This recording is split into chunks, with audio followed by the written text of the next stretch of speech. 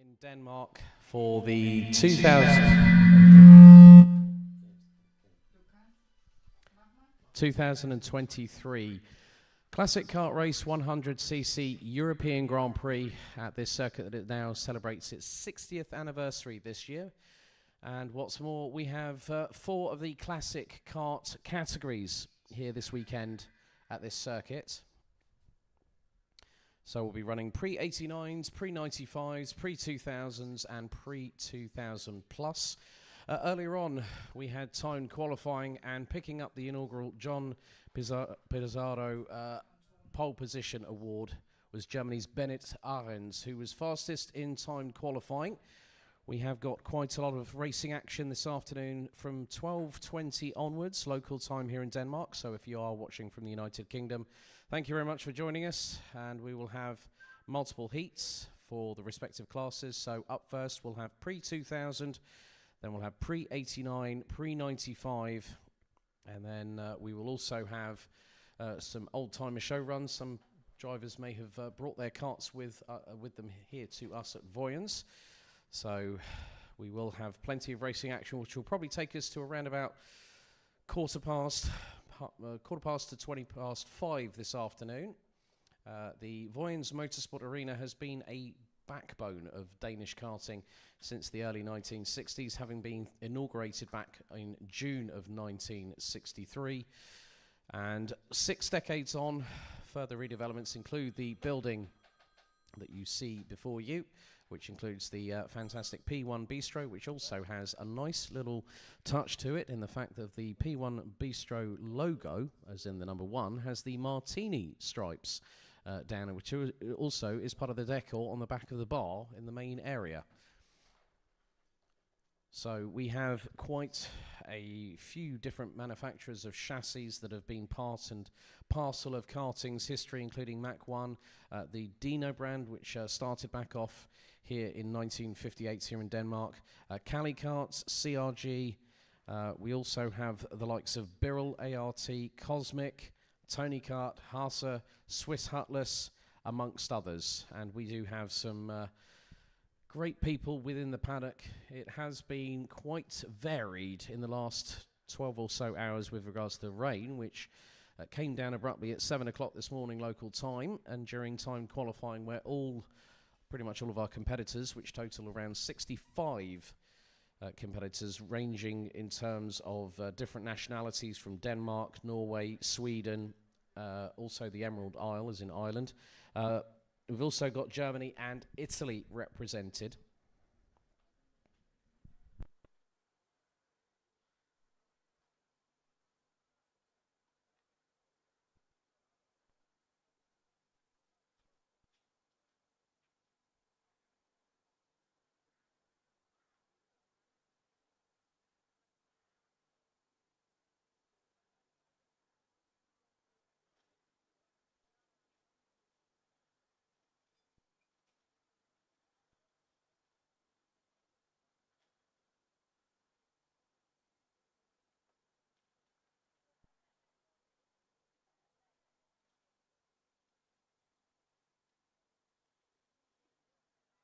A very warm welcome to the audience here at Vojens Motorsport Arena here at the circuit.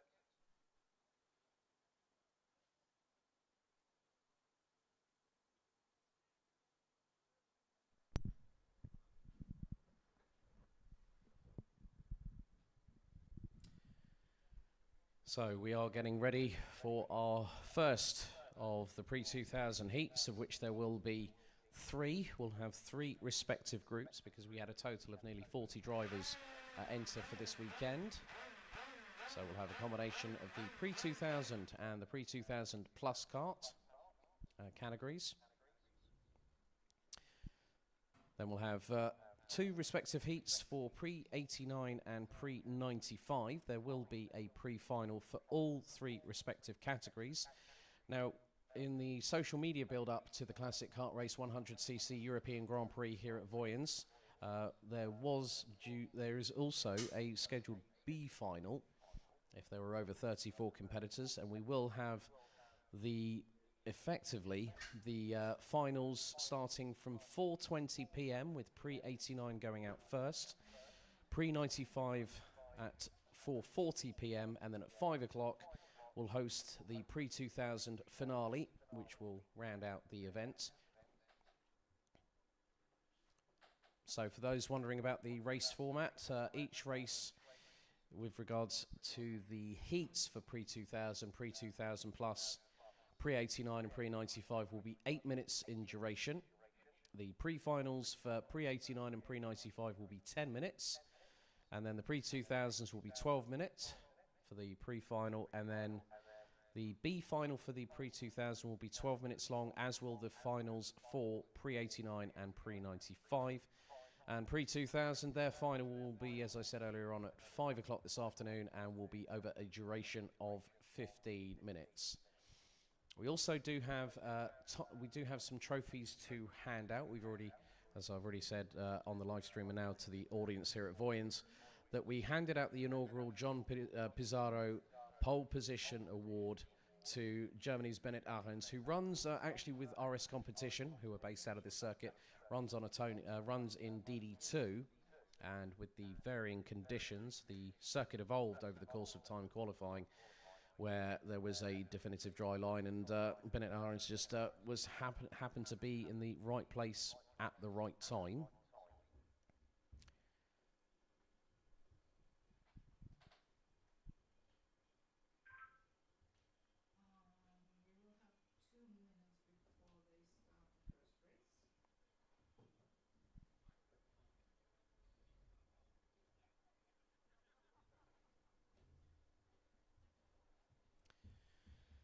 So, due to compete will be 24 drivers. The dummy grid has got plenty of colour, not just from the drivers' race suits and race helmets, but also some of the liveries that were de rigueur back in the day.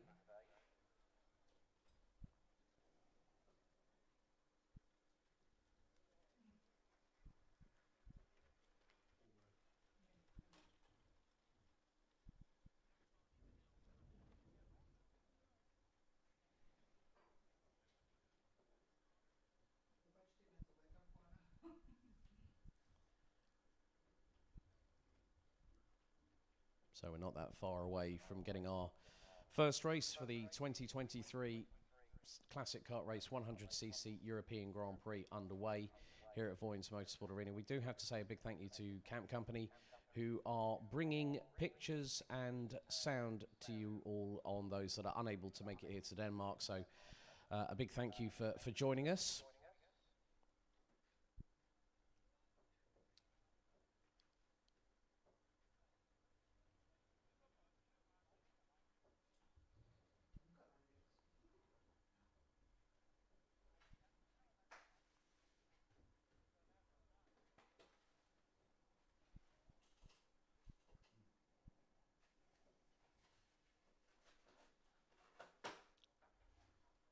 So each of the Prix 2000 and Prix 2000 plus drivers will go through 2 respective qualifying heats, and then that will determine who will then proceed into the pre-final.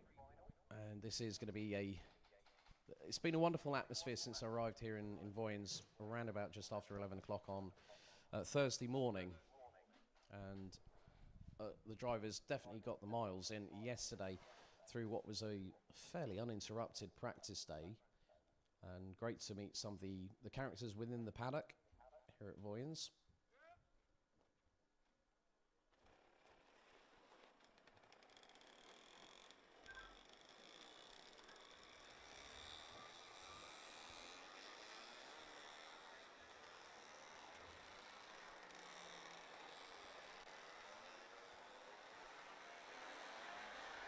So, time to get the first race of the Classic Kart Race 100cc European Grand Prix underway. Up first, it's qualifying heat A and C for the Prix 2000s, and your grid is as follows. Bennett Ahrens will start from pole position. Alongside him will be the number 89 of Kasper Stolzer.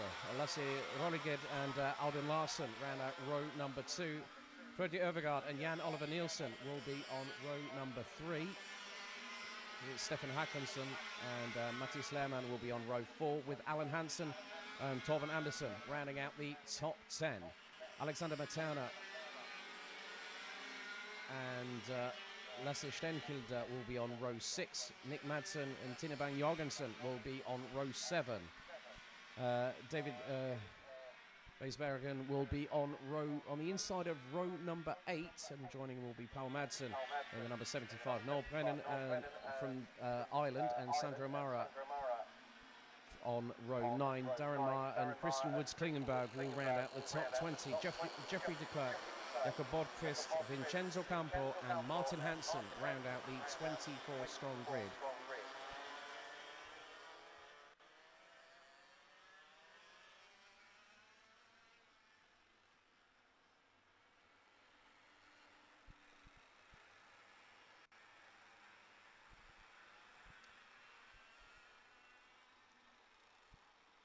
So it's going to be 8 minutes of racing in the first of 3 qualifying heats for the Prix 2000s. Bennett Ahrens and Kasper Stolzer will be leading the field round the final corner at this circuit here at Vojens Motorsport Arena.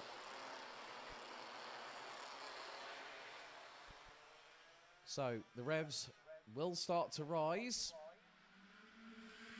And here we go, we're underway. Into turn number 1, Stolzer to the outside, gets through on Bennett Ahrens to now take the race lead into the right-hander at turn number 2. The gantry very much packed just off of the P1B stroke, and just behind is the number 157.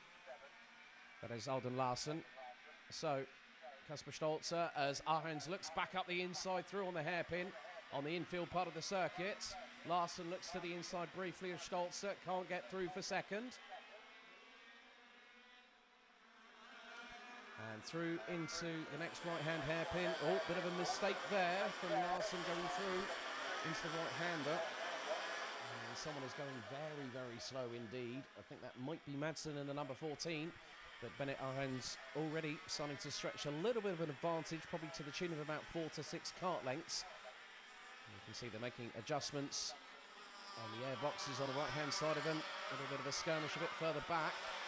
Leading that was Overgaard and the number 38 from Sweden. As Bennett Ahrens leads the way by nearly 6/10 of a second. Oh, right, someone went straight on at turn number 1.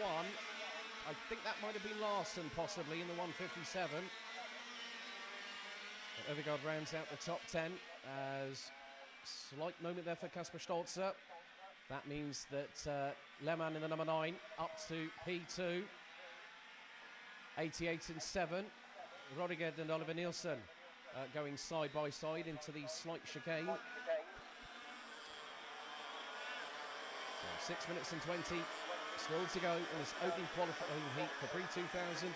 Groups A versus C. Bennett Ahrens leading the way. Last time around was 6/10 of a second ahead.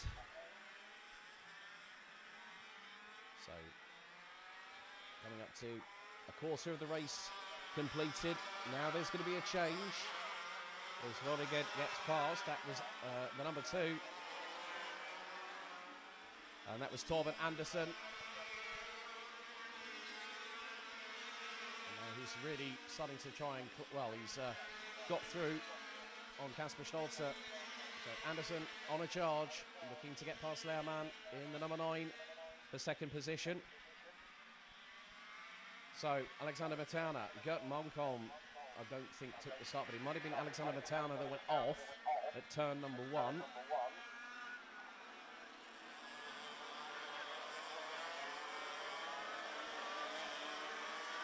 So they start to make their way through the infield into the next left-hand hairpin, bumping through on the apex and onto the curbing. And now the move for second is going to happen. Here is it. Oh, bit of a late lunge there. And there's a bit of a touch between Andersen and Lehrmann for second position. Andersen gets through. So a little bit of elbows out there by the number 2. But he's got Lehrmann right behind. Stolzer's not too far with them. As all sideways there from Lehrmann into turn 1.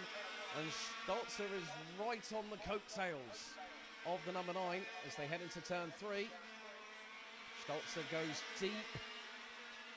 Whilst throwing it up the inside, he's wheel to wheel, and right behind them, that is the number 7 of Jan Oliver Nielsen. But this is allowing Bennett Ahrens to pull away. Torben Andersen in second. Third, it is now Kasper Stolzer. They make their way through into the infield once again. Bennett Arends has really been able to canter away ever so slightly into the distance on the Tony Kart 227 entry, but there is a gaggle of 4 karts battling over third, led by Kasper Stolzer. Second in that train is Jan Oliver Nielsen. So, and Tina Bang Jorgensen, who started all the way down in 14th, she is now up into P5 and is chasing down the 2 in front, gunning for at least a top 3 finish. And right behind her, she's got Sandra O'Mara in the team brass number 27, who pitches it sideways.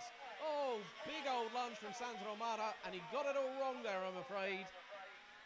Went up the inside of Tina Bang Jorgensen, the daughter of Finn, who created the Dino Kart franchise back in 1958. He went for a late lunge, caught the front of Tina Bang Jorgensen's bumper, and turned himself inadvertently around.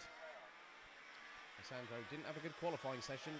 He ended up starting 18th in this race. But the battle between Bennett Arends and Torben Andersen is very, very close indeed. The gap between them is just over a second. It looks to be more like half a second in the minute. Make that 2/10. Oh, Andersen is on a charge and he's gunning for Arends very, very quickly indeed as they come through out of turn 2. They were literally bumper to bumper. Coming through in towards the approach into turn number 3. It's only a moment of time before Torben Andersen strikes and goes for the jugular. And Arends is now going to have to start defending. There's 2.5 minutes to go. So, Arends leads. Torben Andersen right with him. It's a kart length and a half between the pair. The gap between them and Jan Oliver Nielsen is the best part of nearly 3.5 seconds between second and third position. Kasper Stolzer, Tina Bang Jorgensen, Alan Hansen in the number 48, who started 9th, is up into 6th place. Andersen, no surprise at all, he's got the fastest lap of the race, 58.872 as they come across the stripe with 2 minutes to go. And now here goes the move for the lead. Andersen through on Arends. It was 56 thousandths across the stripe as they crossed the line to complete lap number 6. So, Jan Oliver Nielsen in third, Kasper Stolzer, Tina Bang Jorgensen, Lasse Roriged, Alan Hansen, Lasse Stenkilde, Noel Brennan from Ireland, and Italy's Sandro O'Mara rounding out the top 10. We have had a little bit of attrition in this race, folks. We are down to 19 drivers. And that is being rounded out by the number 63 of Jakob Borgqvist from Denmark. But Bennett Bennett Arends is not letting Torben Andersen get away into the distance. There's only 1 minute left to go on the timer. The leaders come across the line now to complete lap number 6. And what was a 1 second advantage 2 laps ago is now a 1.5 second differential swing, because Andersen has now clawed away into the distance. And that's 0.481 of seconds that Andersen has managed to claw away from Bennett Arends, who was leading quite comfortably, let's not forget. Drivers making improvements in their lap times over the course of the race distance. 24 seconds remaining. But the battle between 4th, 5th and 6th, Stolzer, Bang Jorgensen and Rodriguez rounding out that top 6 are very closely packed. But we wait now as the race leaders, Torben Andersen leading Bennett Arends in a battle for first position in this opening race of the Classic Kart Race 100cc European Grand Prix. They have taken the checkered flag. Torben Andersen takes the opening win of the weekend by just over 0.4 of a second ahead of Bennett Arends, with Jan Oliver Nielsen in third. Kasper Stolzer 4th. Tina Bang Jorgensen in 5th, having started down in 14th position. So great to see her make some inroads over the course of the 8-minute race. Lasse Roriged, Lasse Stenkilde, Noel Brennan, Sandro O'Mara and Alan Hansen complete the top 10. Paul Madsen and David Esbergen from the Netherlands round out the top 12. Darren Maher, also from Ireland, takes 13th, ahead of Nick Madsen, Martin Hansen, Christian Woods Klingenberg. And then we had Freddie Overgaard, Jeffrey de Klerk, to finish in 18th position ahead of Jakob Bogqvist. Retirements, unfortunately, for Matthias Lehrmann, Auden Larsen, Vincenzo Campo, Stefan Håkansson, Alexander Materna looked to be out very early on in proceedings, and Gert Munkholm, one of the famed drivers that put Danish karting on the map, is here in person and looked to have not started the race. So that concludes our opening heats out of 3 for qualifying heats A versus C. Up very shortly, we're going to have heat 1 for Prix 89.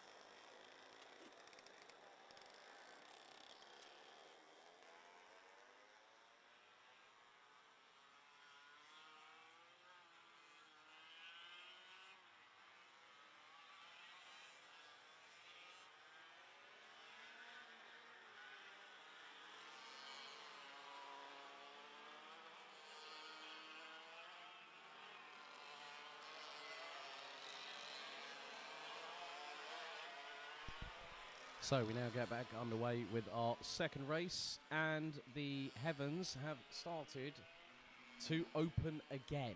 And we have got drivers actually going, well, there's one driver that's gone off at the outside of turn 1. The brollies are out. And this is where things get interesting, folks, because that rain is not small, it's substantial. So, yeah, it's quite funny that one of the cameramen have just said to us, yeah, a little bit of a rain shower.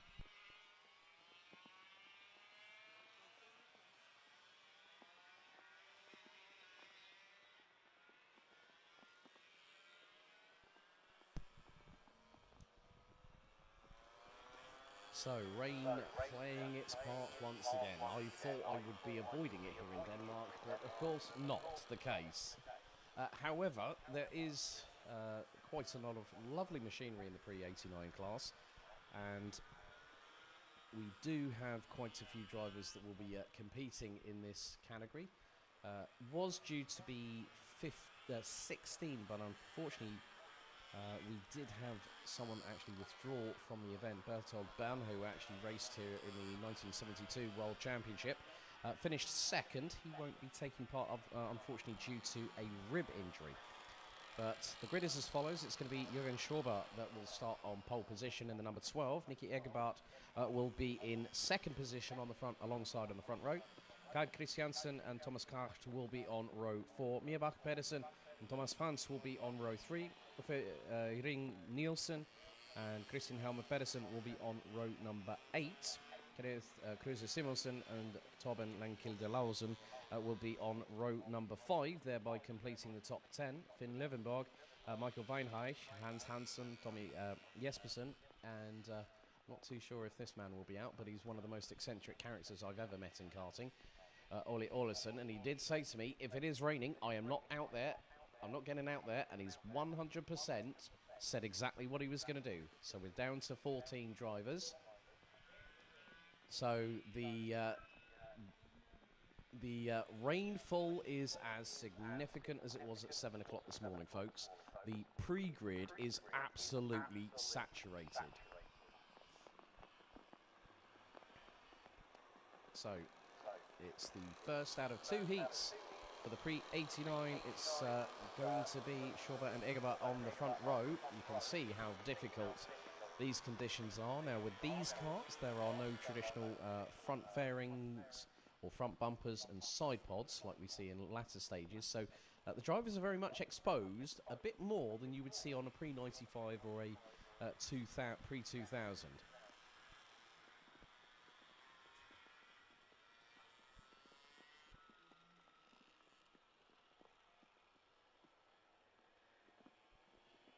The spray is going to be significant at this point because everybody is in the same boat.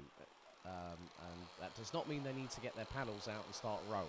No, we haven't got to that stage quite yet. But the drivers make their way towards the start-finish line as we get underway and ready for Prix 89, the first heat. Now the accelerators get punched down. It's going to be very, very treacherous coming into turn number 1. And hit it if you decide to dive up the inside like Langekilde Larsen did just then into turn 1. It was 4 wide. And now the brollies really are up everywhere around the circuit. The galoshes are on. The raincoats will definitely be part and parcel of what people are wearing at the moment. And you can just see, a little bit of a pirouette through turn 3. And one driver's backwards the wrong way as the number 30 makes a little bit of a move. That is Jespersen, Tommy Jespersen. Started down on the outside of the back row of the grid.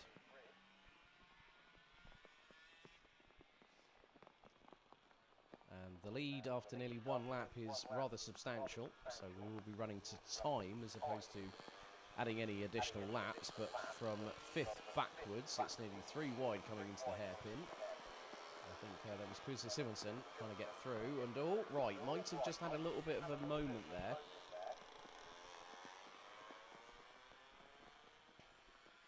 So there is the number 13 of Nicky Egerbart that is in front of everybody else and is casually looking over the right shoulder, trying to wipe off probably a little bit of moisture from the left-hand side of the visor.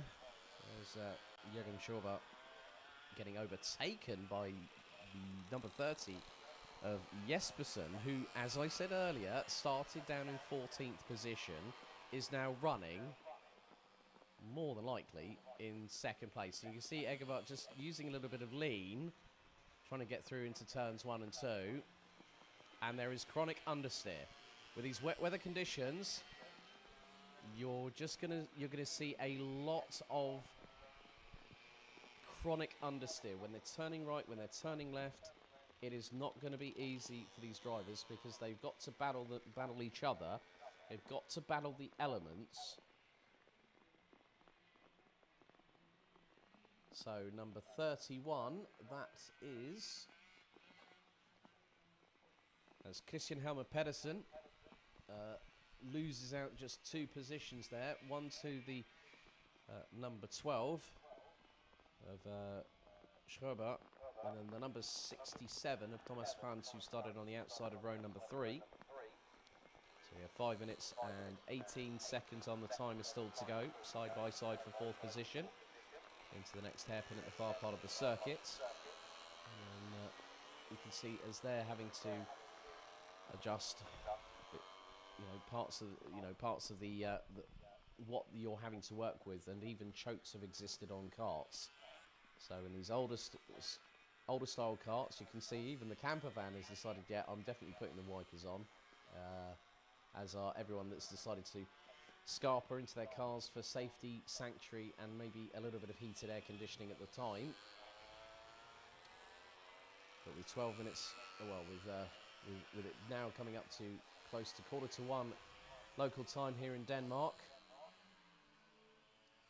And, well, now you can see the amount of standing water coming down the start-finish straights, as there is the battle for the race lead, and it's changed.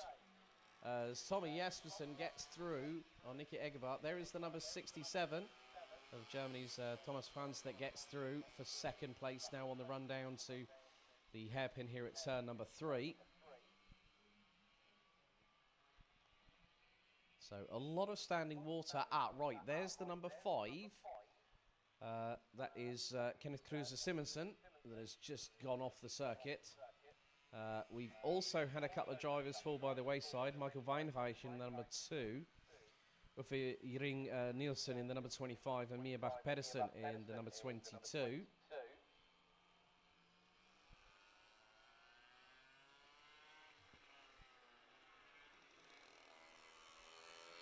So with 3 minutes and 30 seconds still to go, we have 11 out of the 14 starters still running. That's all. There we go.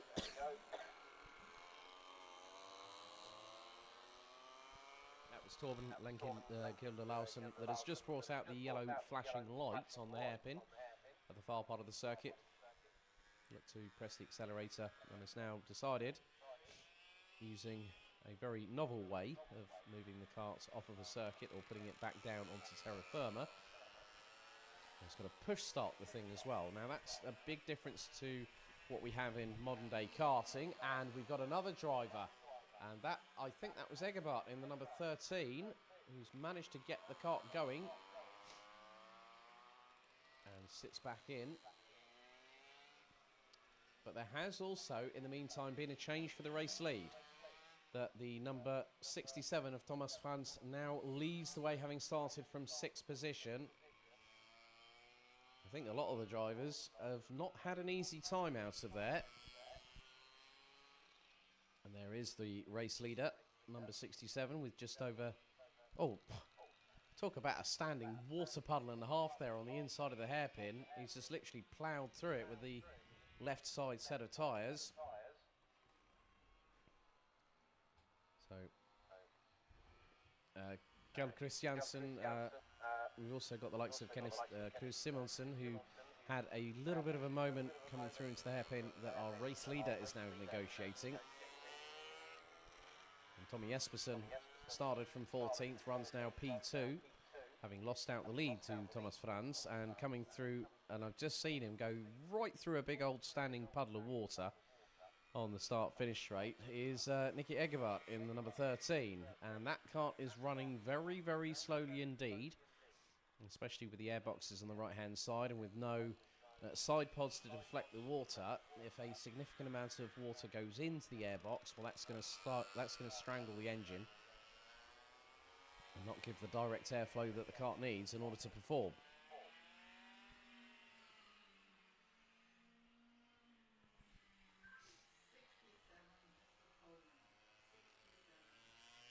So Thomas Franz continues onward as the number 31 of Christian Helmer Pedersen, who completes the top 3, was a little bit sideways trying to avoid the puddle on the right-hand side of the first half of the start-finish straight. You can see there is a lot of standing water That is going to be difficult to clear up, so to speak, but with the fact that if the rain stays away, then the track will evolve, but then also it depends on whether you're the water would be dispersed through the usage of the correct tyres at that point in time. But 20 seconds to go, and oh, bit of a spin there. That is, I couldn't make out the number because they don't have any side pods. And there is the number 12 of Schauber making his way through. It was the 102. That was the number 102. Thomas Kart, who was rounding out the top 4, but the checkered flag is going to be out this time as we've hit the full time limit. And the number 67 of Thomas Franz is very much on his way to take the checkered flag on this particular occasion. Is Tommy Jespersen in the number 30, soon to complete the top 3, but it's the number 67, Thomas Franz, who takes the checkered flag and wins the opening heat out of 2 for the Prix 89 class. So great work by the man from Germany, starting from the outside of row number 3. So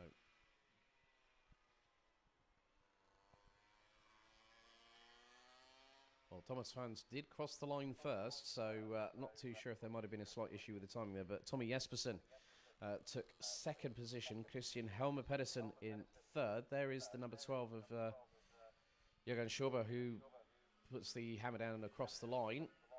So, it would have been that there's possibly been a drama for Thomas Kart, who did go off with a couple of laps to go.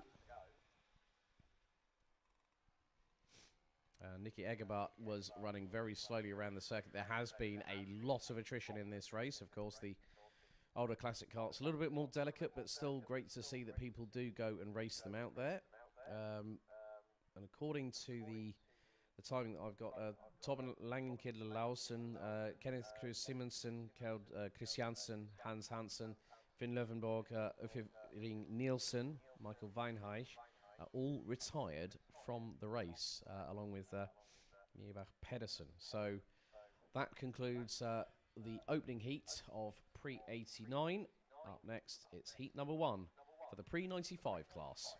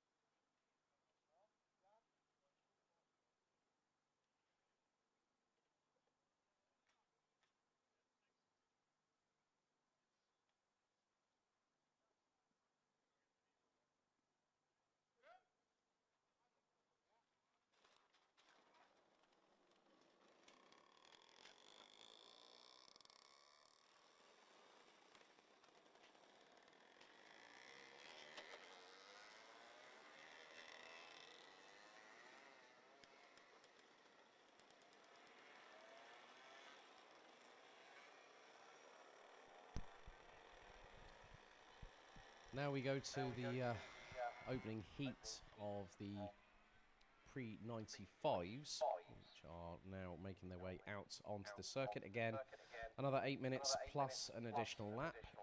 So your starting grid will be as follows. The number 100 of Jimmy Fredslund Ibsen will start from pole position. Along will be the number 95 of Kim Stift-Ibsen. Kim Engström and Paul Larsen will be on row number 2. Henrik Anprecht and Michael Edelhardt will be on row number 3. Vojens Motorsport Arena and Ollie Anderson will be on row 4, and Kasper Jeppesen and Anders Ole Egerbart will be rounding out the top 10. 12 competitors will be rounded out by the number 51 of Per Langilde Lausen and Mikkel Alm rounding out the 12-strong grid. So, majority of the field Danish, 2 Swedes thrown in the mix. And again, it will be another 8-minute plus an 8-minute race.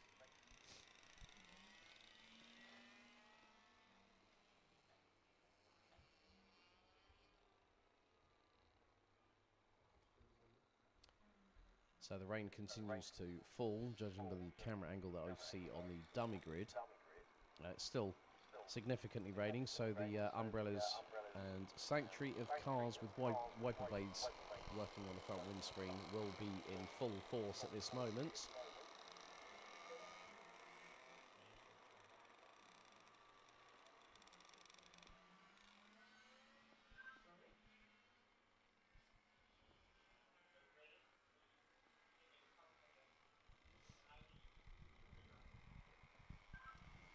So, the pre-grid, I just caught an eye on the pre-grid, and we've also been told by one of our camera crew here that the rain is not letting up. And there you go, folks, for those watching at home in your dry living rooms. The rain has intensified once again, so this has been part and parcel of the racing that we are getting at the moment. We do have a few drivers not actually making it to the grid. Paul Larson being one of them.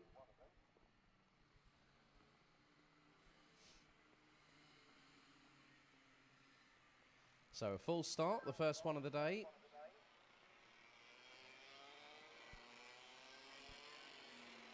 So the number 30 of Paul Larson, the number 61 of Ole Anderson, Anders Ole Egerbart in the number 13, and the number 51 of Per Langilde Lausen in the number 51, not on the circuit. So we will have a slightly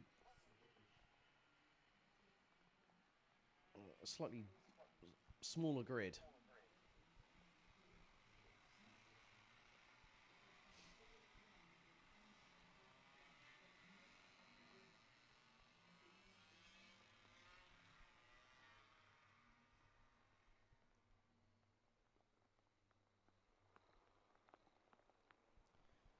So we've had our first full start of the meeting, but the driver's now getting into a little bit more of a tightly packed formation ahead of 8 minutes of racing. The first of 2 heats for the Prix 95 class.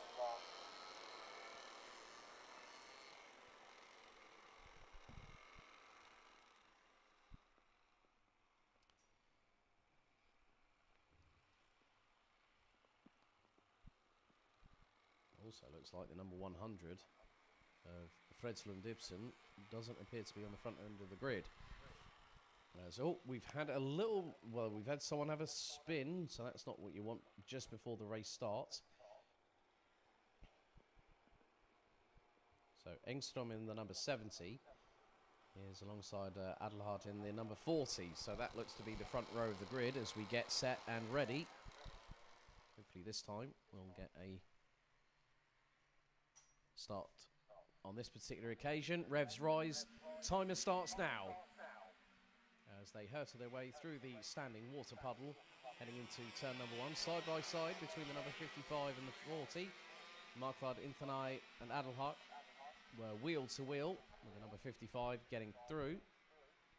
And now a change for second. Umbering through on the 177. That was Mikkel Alm. There's the number 55 of Markvad, Inthanai. Now looking to try and get through for second. As they go over the crest, down the dip. And through into the next 90 left before the right-hand hairpin.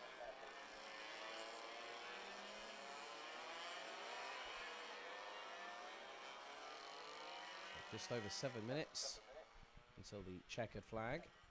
As the drivers will use very, very different racing lines in these wet weather conditions here at Vojens Motorsport Arena. It's just around 2 months ago, officially turned 60 years old. As Marquard Inthanai looking up the inside of the 147 and gets through for second position. So Unbrink, the Swede, drops down to P3.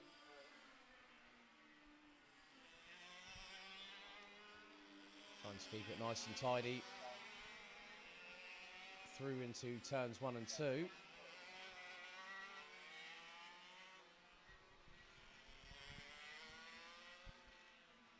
But at the minute, Kim Engström leading the way last time around after the opening lap was completed, following on from a full start, now has a pretty much a 2.7, close to a 2.7 second advantage.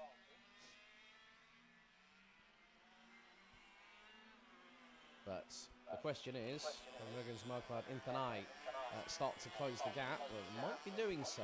Just depends on how often all four wheels, aka the contact patch, stay on the tarmac. It doesn't pirouette the kart around. There is one kart that is in the middle of the hairpin that has actually been left as all. Marquard Inthanai, flat chat, full sideways, and still managed to keep the kart on the asphalt and not go off onto the outside curbing. And looks like the sunshine is starting to bring a little bit of brightness to the circuit here at Vojens. Marquard Inthanai flirting with the curbs a little bit in the number 55. But Engström leading the way by nearly 4.3 seconds after 2 laps of racing. We've got just over 5 minutes until the checkered flag. There are still quite significant amount of standing water puddles here at this circuit.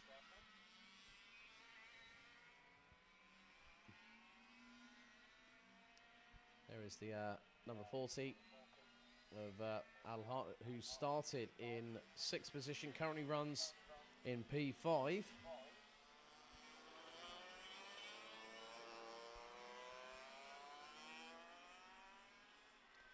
At the moment, Engström is doing exactly what needs to be done at the minute to just keep a consistent run of pace. Last time around was a 1 minute 12.738. That was the fastest lap of this race. Marquard Inthanai, fastest lap from him, 1 minute 14.3 as Engström crosses the line.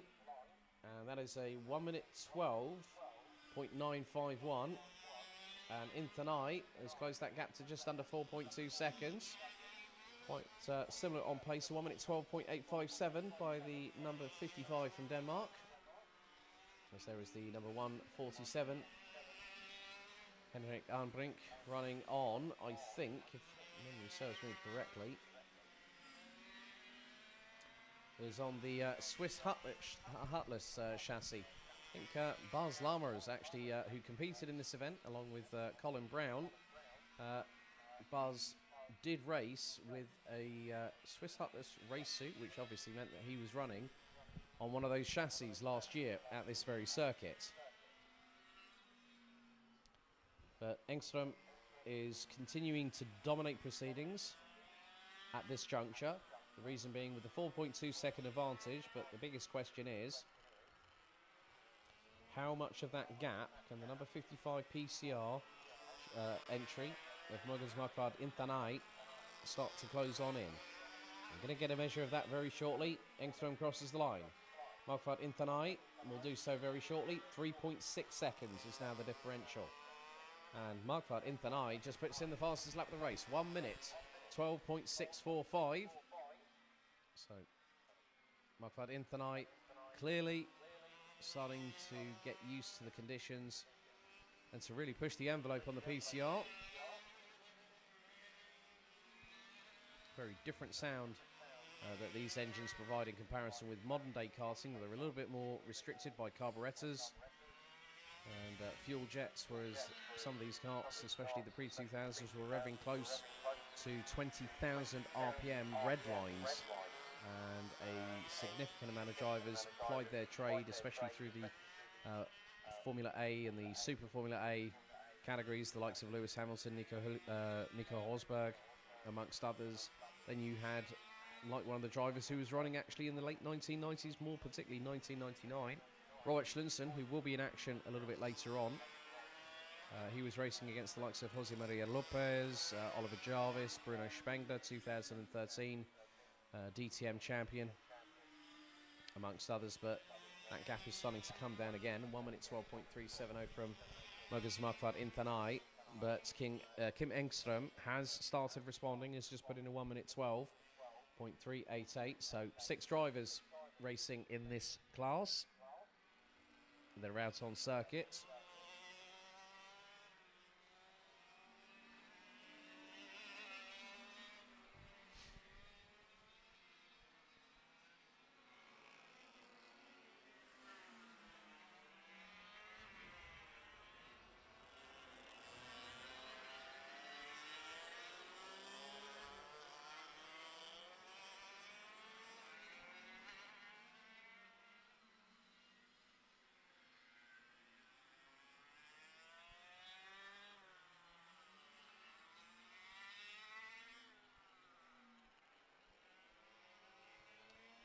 But Kim Engström still leading the way. The gap is bit by bit coming down. And now the sunshine, well, the brightness in the sky up above is really showcasing that this track is evolving, because the gap has now come down again. We are fast running out of time because the checkered flag is going to be out next time around. And it's 3.265 seconds between Kim Engström in the race lead and the number 55 of Vojens Motorsport Arena in second. And then Henrik Anbrink rounding out the top 3, a further 19.4 seconds adrift. And there is a kart that is being, oh, that might be Kasper Jeppesen in the number 141. It is just pulling the kart off onto the grass.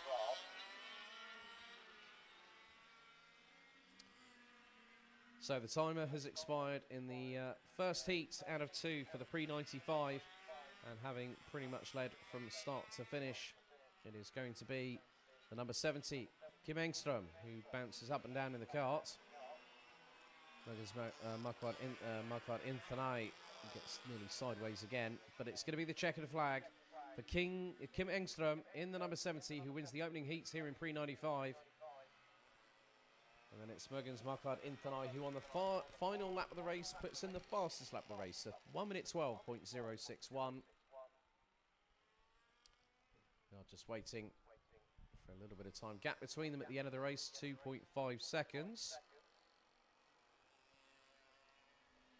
And across the line comes the number 147 of Henrik Anbrink in the number 147 Swiss Hutless chassis. Michael Alm in 4th in the 177. Michael Edelhart rounding out the 5 that made it to the checkered after 7 laps, with unfortunately Kasper Jeppesen unable to make it to the finish and having to pull the kart off the circuit to keep out of harm's way.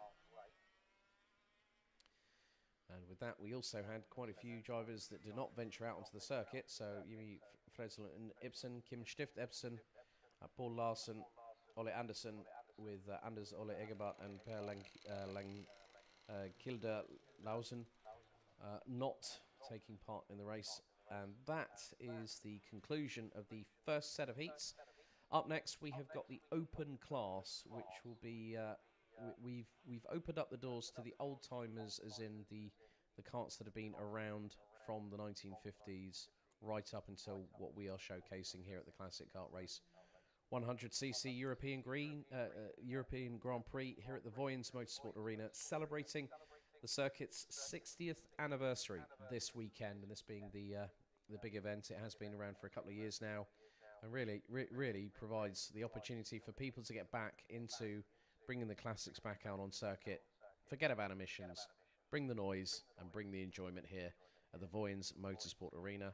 And the next heat that will be coming up after the open class, which is we will have another set of heats, which will be our second heat for the Prix 2000, which will be groups B and C here at the Vojens Motorsport Arena.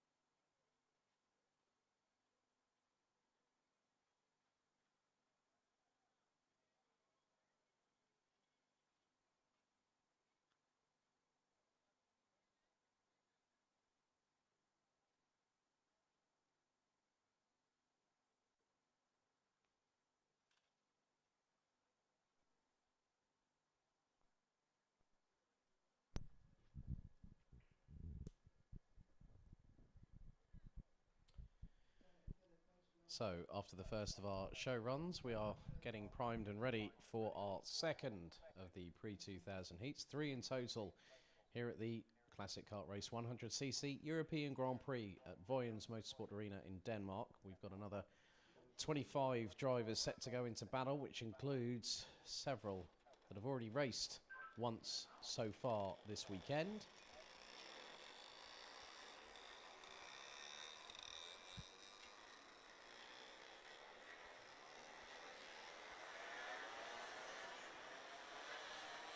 So here is the starting grid for Prix 2000 qualifying heat B and C. Jonas Villadsen will start from pole position. Kasper Stolzer will be alongside on the front row. Mark Risser from Germany will be joined by Norway's Auden Larsen in the 157 on row 2. Mathias Morberg and Jan Oliver Nielsen will be on row 3. With Kasper Brun and Matthias Lehmann on row 4. Lasse Jensen and Torben Andersen, who won with the latter winning the opening heat, they will complete the top 10. Jesper Lassen, Lasse Stemkilde, Peter Egger, Tina Bang Jorgensen, Robert Schlunsen, Paul Madsen, Stefan Müller, Sandro Mara, Leif Zaran Pedersen, and Christian Woods Klingenberg will complete the top 20 drivers. Jesper Kilstrup Egerbart will start 21st. Head of the 63 of Jakob Bodqvist. Gert Munkholm, the number 11, the man who put Danish karting on the map, will start from 23rd position, and behind him will be Martin Hansen and Sin Elkier Ring in the number 84. So 25 drivers set to go racing for 8 minutes. And once the timer expires, that lap becomes the last lap. We saw some good performances, including Tina Bang Jorgensen, who started in the same position as she did in the previous race, and she finished in P5. And stragglers at the back end of the grid as they start to close on in with the remainder of the 25-strong field. So Villadsen and Stolzer will be on the front row. Track very, very much a lot drier than it was earlier on, but there's still some standing water puddles that the drivers will have to negotiate around this circuit here at Vojens. So 8 minutes on the timer. The drivers will now make their way through into the final part, onto the start-finish straight. As we get set and ready for qualifying heat Prix 2000 B versus C, revs rise. Lights are out and we are off and racing. Straight through the standing water puddle on the outside as he approaches into turn 1 goes Kasper Stolzer. But Jonas Villadsen leads the way. There's the 157 of Larsen looking for a move up the inside on Risser, going through into turn number 3 and gets through on the 85 from Germany. 2, 3 wide, all the way down the majority of the field as they filter their way through into the next left-hand hairpin at turn number 4. Again, traction's going to be at a premium. They're going to be splashing through those water puddles like no tomorrow. And Villadsen trying to pull away early. He's being exchanged into the hairpin at the bottom right-hand corner of the circuit. Over his left shoulder looks Jonas Villadsen in the number 15. Stolzer running on the Cosmic chassis, then the 157 of Auden Larsen. A little bit of a sideways moment for the driver in, looks to be, that's the number 9, that's Matthias Lehmann. Looked a little bit sideways as they come across the line to complete number 1, lap number 1. And a move there, that is Robert Schlunsen. Has catapulted his way up from 15th to now, that is 4th position as he gets past Paul Madsen in the number 75, both on Birol chassis. And funnily enough, the one that Robert is riding on in the number 22 was the same chassis that he raced on at a certain Formula A race in the CIK FIA European Championship held back at Val d'Argenton in 1999, where he placed 3rd in one of the races that weekend. And Schlunsen dives up the inside, and Madsen turns left in order to avoid any unnecessary contact on that particular occasion. Villadsen has already moved up 4 places, so she's up into 10th. But at the moment, Jonas Villadsen, who is setting fastest lap after fastest lap. Change again between Larsen and Schlunzen. Well, Larsen has been ahead of Schlunzen, a little bit further back. 3 versus 24. That is Tina Bang Jorgensen trying to put a move on one of the other karts. Drive up the inside. That was the number 16 on the number 2. And that was Stefan Müller on Colin Anderson, who won the opening race of the event a little bit earlier on. And differing racing lines being used by some drivers. Quite a few of them using their wetsuits, as we're now 3 minutes in to this 8-minute race around this circuit. And Villadsen has a lead of over 3.1 seconds over Kasper Stolze. And Villadsen has set the fastest lap of the race so far, 1 minute 10.507.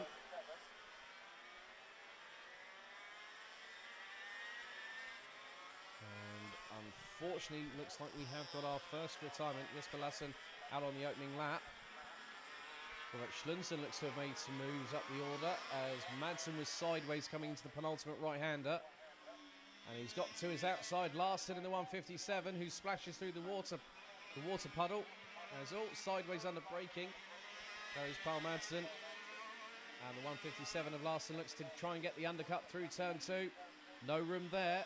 He's again under braking. Madsen completely sideways. As soon as he hits the brakes, the back end steps out. He's trying to do so again. But Robert Schlunzen, a previous winner of the Classic Kart Race 100cc Grand Prix, Euro Grand Prix here at this circuit.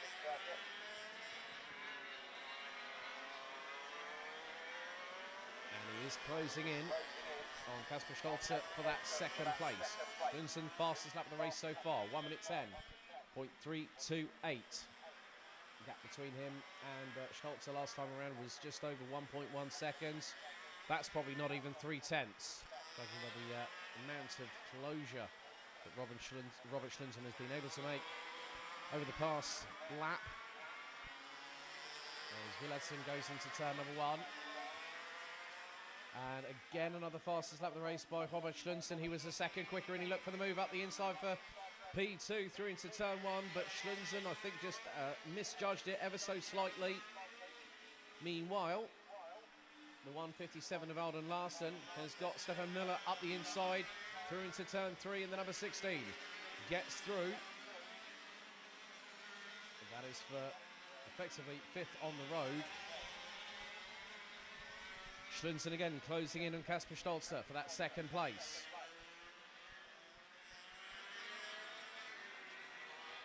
Two and a half minutes to go, and Schlunzen finds the opening that he needs, and he's through at the hairpin for the right-hander. So neatly done there by Robert Schlunzen in the number 22.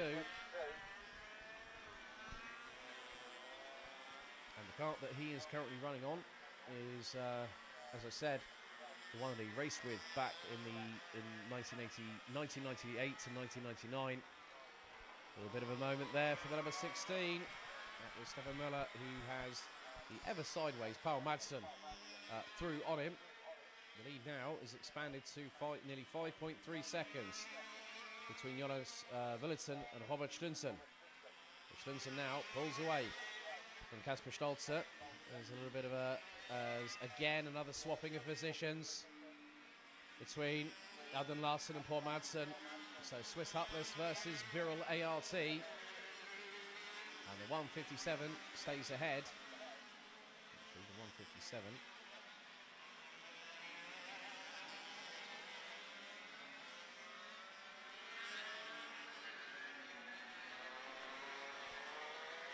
Schlunzen trying to close that gap. It is probably going to be closer to just 5 seconds, I would imagine, very shortly. The way that Schlunzen has been closing in to Jonas Villadsen for the race lead. But the number 15 is comfortably away and clear into the distance. So Villadsen crosses the line once again to complete lap number 6. 1 minute 10.314. How does Schlunsen respond? We're going to find that out very, very shortly. He comes across the line. 1 minute 10.202 gap now, just 5.15 seconds. Larsen and Madsen still battling away over 5th position. Still a lot of surface water on the circuit, but there is a big dry line. Madsen looking up the inside, that's through at turn number 3. They're going to be side pod to side pod for the briefest of moments. And Larsen still stays ahead on the 157 Swiss Hutler chassis. And we are effectively on the final lap of this race. 10 seconds to go. Torben Andersen picked up the win in qualifying heat A-C. Now the time hit 0 for B versus C. And Jonas Villadsen has not really looked back. Started the race on pole position and has led every single lap as he comes out of the finals complex and across the line. Jonas Villadsen takes the win in the second of 3 pre-2000 qualifying heats. There's Robert Schlunsen from 15th on the grid to 2nd. Kasper Stolzer takes 3rd place. Stefan Möller rounds out the top 4, and in the battle between Swiss Hutlers and Birrell, it is the former, the 157 of Alden Larsen, ahead of Paul Madsen in the number 75. Torben Andersen takes 7th place in his 2nd race here. Sandro Mara, the Italian, a man who came ever so close to winning titles in CIK FIA, and was also part of a feature with the Team Brask kart that he's currently driving alongside 2-time CIK FIA world champion Lorenzo Travisanuto, who had a big smile on his face when that feature was aired on the Vroom Karting YouTube channel. Tinebang Jorgensen in 9th, ahead of Martin Hansen, who completes the top 10. 11th, Matthias Lehmann. Lasse Jensen in 12th. Jan Oliver Nielsen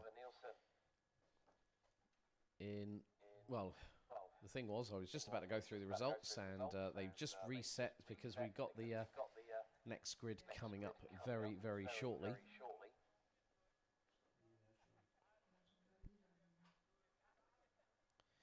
I can actually tell you the provisional results at the moment. Matthias Lehmann 11th, Lasse Jensen, Jan Oliver Nielsen, Matthias Moberg and Jesper Kilstrup Egerbart round out the top 15. Peter Eger, Lasse Stenkilde, Kasper Brunn, Gert Munkholm, Leif Sonnum Petersen round out the top 20, with Christian Woods Klingenberg, Jakob Bogqvist, Sten Elkjær Ring. Mark Risse was at the sharp end of the grid, but unfortunately finished down in Finished down in 24th. Jesper Lassen, unfortunately, did not make it past lap number 1. And that is the penultimate pre-2000 qualifying heat, groups B versus C. And then up next, we have our 2nd heat for the pre-89s coming up shortly.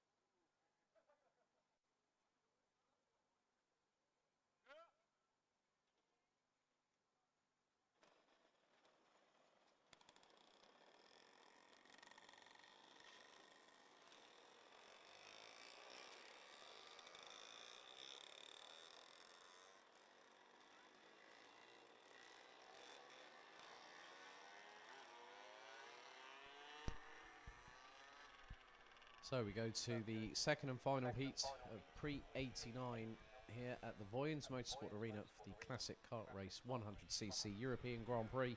Here is your starting grid. Jürgen Schauber will start on pole position. Nicky Egerbert will be alongside on the front row. Kjeld Christiansen and Thomas Kart will be on row number 2. Mia Bach Pedersen and Thomas Fans completing the top 3 rows. Uffe Ring Nielsen and Christian Helmer Pedersen will be on row number 4. With Kenneth Kruse Simonsen, Tobbe Lankilde Lausen, Finn Lövenborg, Michael Weinreich, Hans Hansen and Tommy Jespersen. I'd be too surprised if Mr. Ollesen decides not to spoil the wonderful number 90 DAP Greyhound that he's spent a couple of months doing a full nut and bolt restoration. And oh right, we have Hans Hansen is a little bit slow there in the number 10.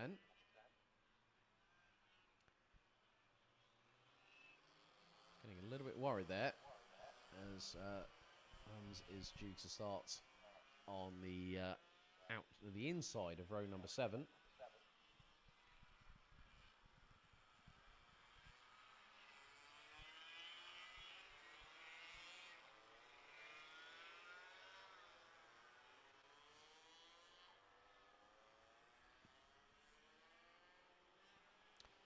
So the drivers now being informed to slow down ahead of what's going to be another 8-minute race. Looks to be that we will have 11 drivers. Well, we have 6 drivers make their way, or make that 5. As now the revs, and that's going to be a full start. Hands in the air.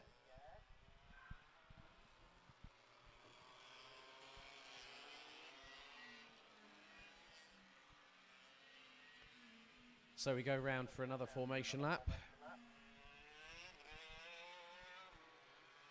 The drivers again being told to slow down, and well, we have got someone that is well, the kart is an unfortunate casualty. That looks to be that's the number 25, Uffe Ring Nielsen, out of the kart and walking away.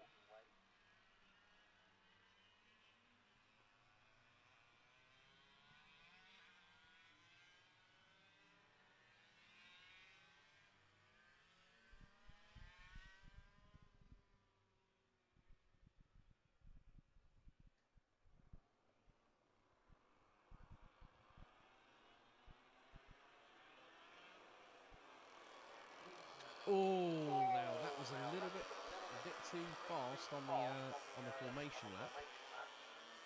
So there are going to be, we look to have 13 out of the 15 drivers due to start. Torben Langerkid and Lausen not showing on the timing at the minute. And for the fact that the number 90 of Ole Ollesen is going to be watching the festivities pan out.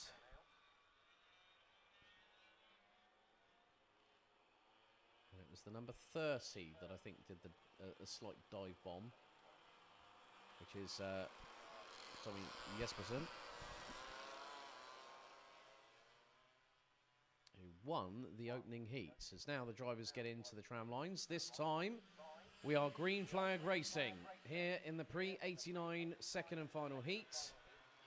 As Egerbert again does exactly the same to what he did to Schauber in the previous race, round the outside at turn number 1.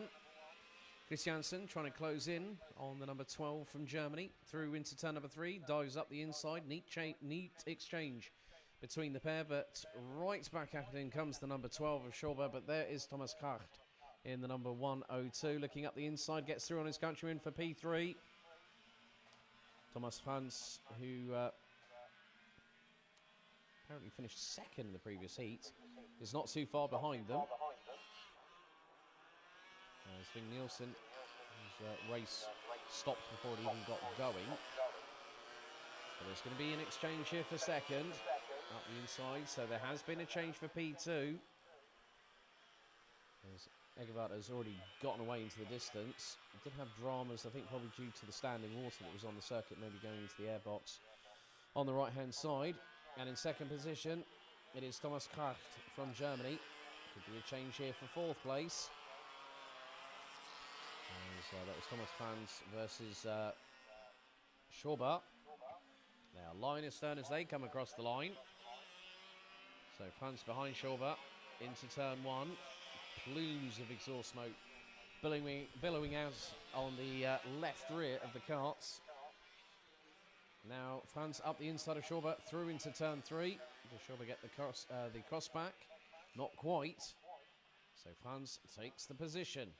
That's a change now for 4th place as they head through out of the turn 4 hairpin through this slight sort of chicane style into the next left-hander at 5 and into the hairpin here at 6. So 2 minutes completed, 6 to go. At the moment, Egerbart looks to have a better run of form, especially in these drier conditions.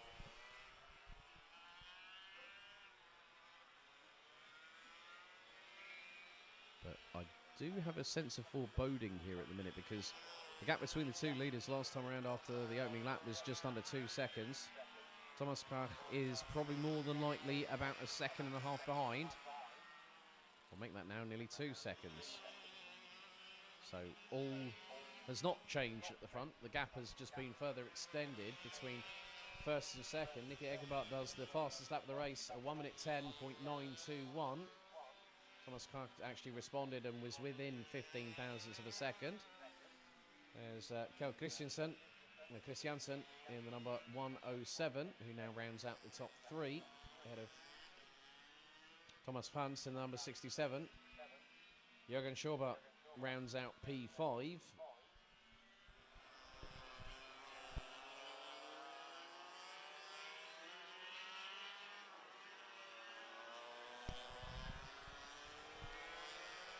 So we're not that far away from half distance, or half time in this second and final heats here in the Prix 89 class at the Classic Kart Race 100cc European Grand Prix. The gap looks to have well, I'm not too sure if that gap is closed, but we're about to find out. Gap now 1.6 seconds, and fastest lap of the race by the driver in second position. Germany's Thomas Krach in number 102. As Thomas Franz looks for a little bit of a late move up the inside of Kjell Christiansen in the 107 for 3rd place, but the number 67 from Germany unable to make it stick. Now, will he do so on this particular occasion? The answer might be yes, but the next left-hander, Christiansen, has the run into the left-hander. Franz looks up the inside. The Dane blocks the move and stays in front for now.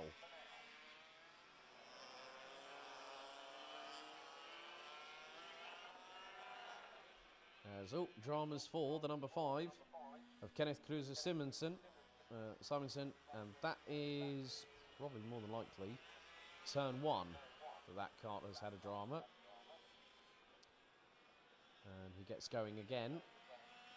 Meanwhile, the leaders, gap was 1.6 seconds last time around after lap number 3. Lap 4 is about to be completed. Egerbart goes across the line, Krach crosses it. It's now 7 tenths. And a new fastest lap of the race, 1 minute 9.180 by the 102 from Germany. 1 minute 10.059 for the number 13 representing Denmark, who is the race leader. And gets a little bit twitchy under the brakes, going through into the right-hand hairpin at turn number 3. And to the next left. It's only going to be a case of not if, but when does the 102 from Germany strike and get through on the number 13 of Egerbart from Denmark for the race lead.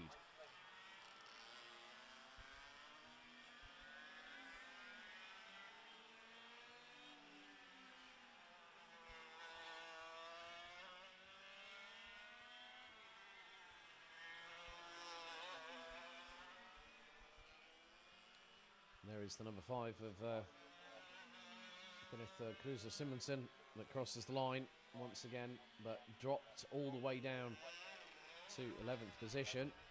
And there are our 2 race leaders, Egerbart versus Krach, round again for another lap. Gap now under half a second. 1 minute 9.905 by Thomas Krach and Nicky Egerbart, a 1 minute 10.142. And the number 102 from Germany looking to have that opportunity. There's only a minute and 45 left on the clock. Egerbart starts drifting wide out of corners. Krach will have an opportunity to get through. at a moment's notice. Now he's really looking, he's trying to stick his nose up the inside of the number 13 into the left-hander going down the hill, going down the dip. I would imagine that Thomas Kart will have an opportunity on the next time around once they come out of the final right-hander and through the chicane, which brings them onto the main start-finish straight. That's going to be the most important measurement stick between the two.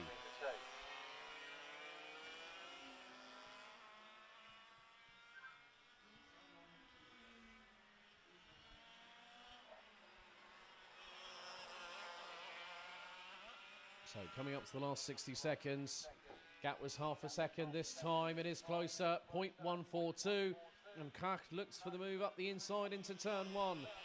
Can't get through on Egebert, but through into turn 2, they are line astern. Kart will now have the run going through into turn 3, looks for the window to open, and Egebert goes high and wide. But is he going to get the crossover? That's the key important point here. Egebert just gets a little bit crossed up going in through into the left-hand 180-degree hairpin at turn number 4 and loses all that momentum.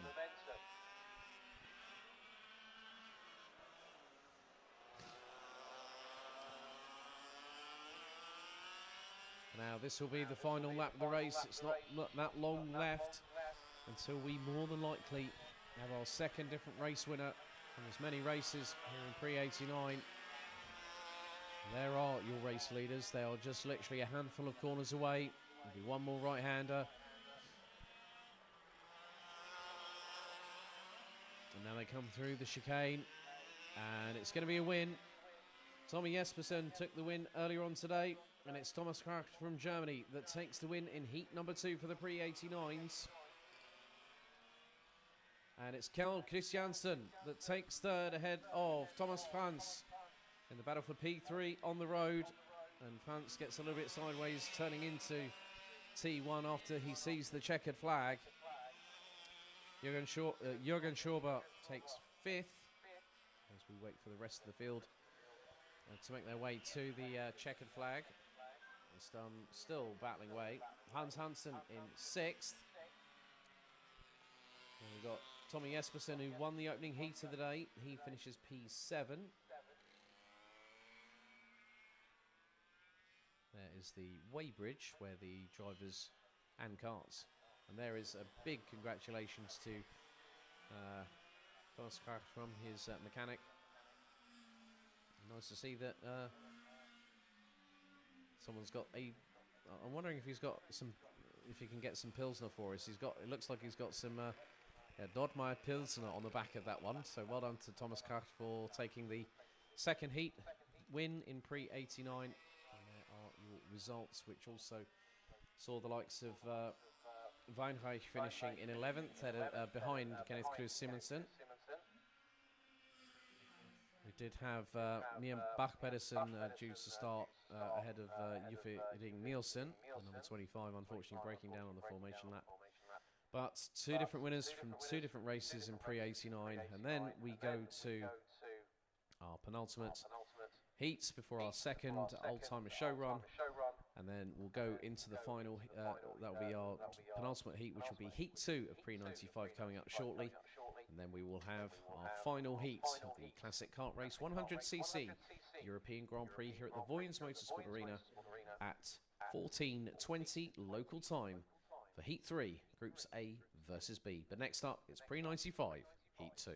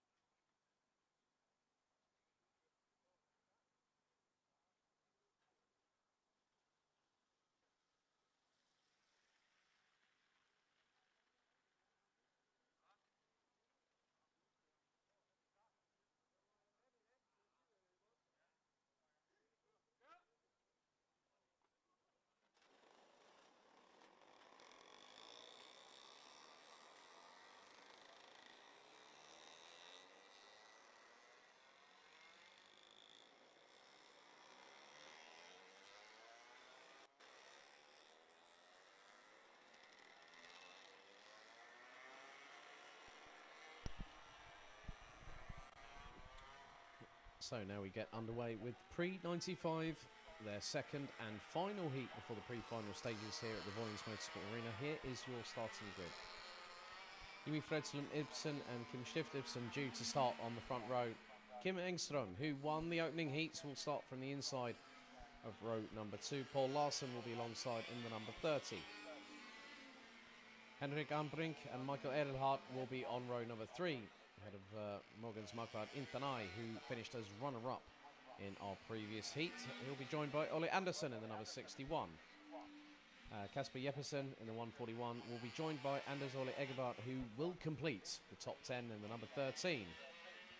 Per Langide Larsen and Mikael Alm round out the 12-strong grid with the numbers 51 and 177.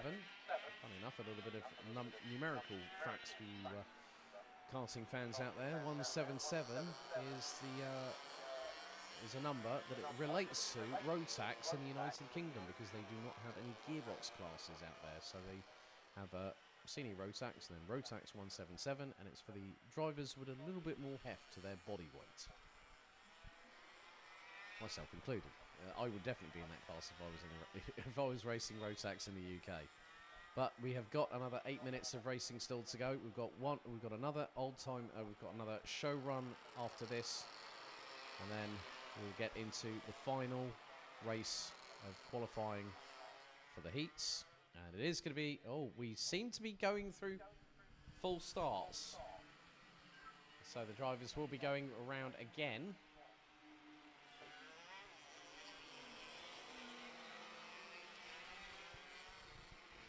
So quite a few different chassis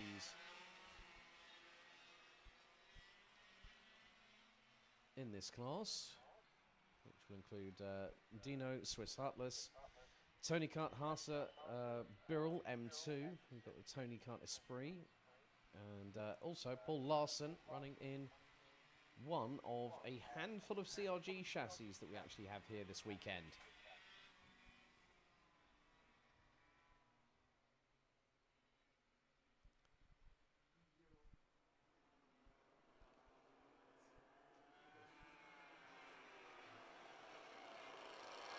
So 8 minutes are on the timer. We've already had one full start in the second and final heat for the pre-95s. And we've nearly got pretty much a full grid. Looks like the number 30 of Paul Larsson might not be on it in the CRG, but he is actually there, so he will be starting from the outside of row number 2. Now they're being told to slow. So it's going to be Jimmy Fredslund Ibsen will be leading the field through the final corner and then through the final chicane here at the Vojens Motorsport Arena as Pre-95 heat number 2 gets ready. Into the tram lines they will go, and now the revs will build. Red lights are out.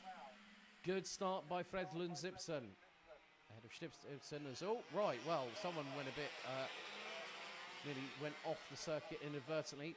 That was Mikael Alm in the number 177, starting from 12th on the grid. Paul Larsson is showing on this field. Unfortunately, timing is not picking him up at the moment. May have an issue with the transponder.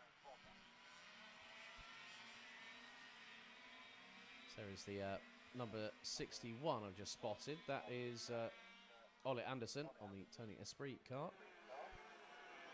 This is when you saw, a bit of a nice move there. That was from the number 55, Vojens Motorsport Arena, running on the only driver running on the PCR chassis in this class. We have seen a few others in the pre-2000s in the plus class. A bit of adjustment there on the right-hand side by Jimmy Fredslund Ibsen. And the Tony Kart chassis. Wearing the period correct suit, but the stickers, well, it's all black bumpers, isn't it?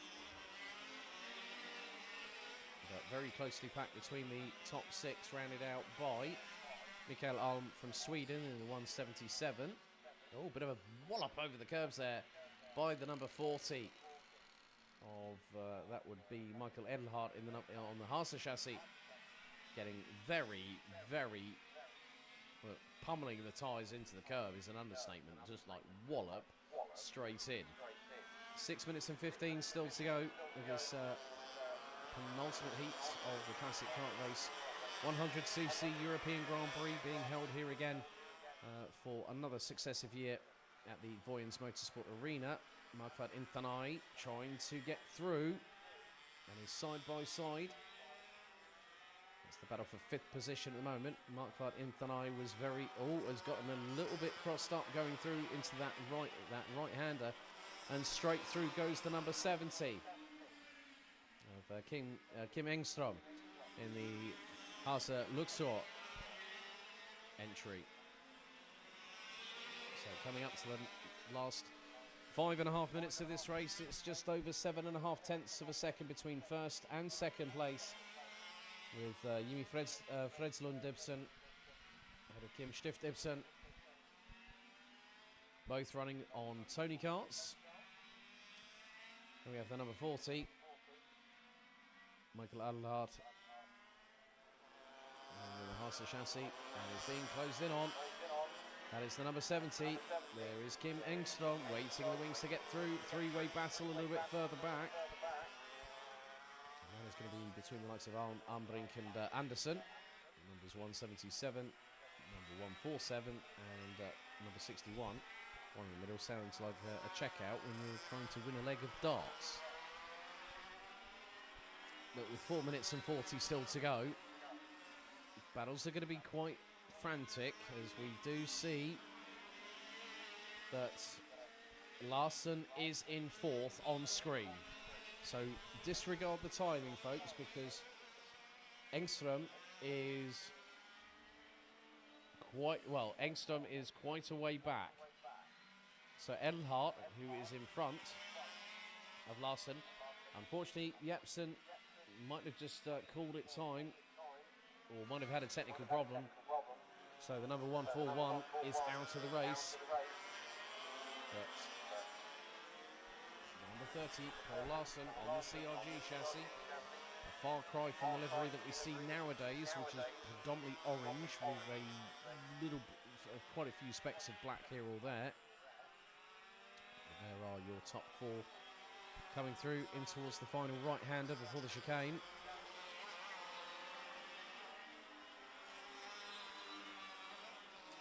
A little bit further back, Mikael Alm battling away.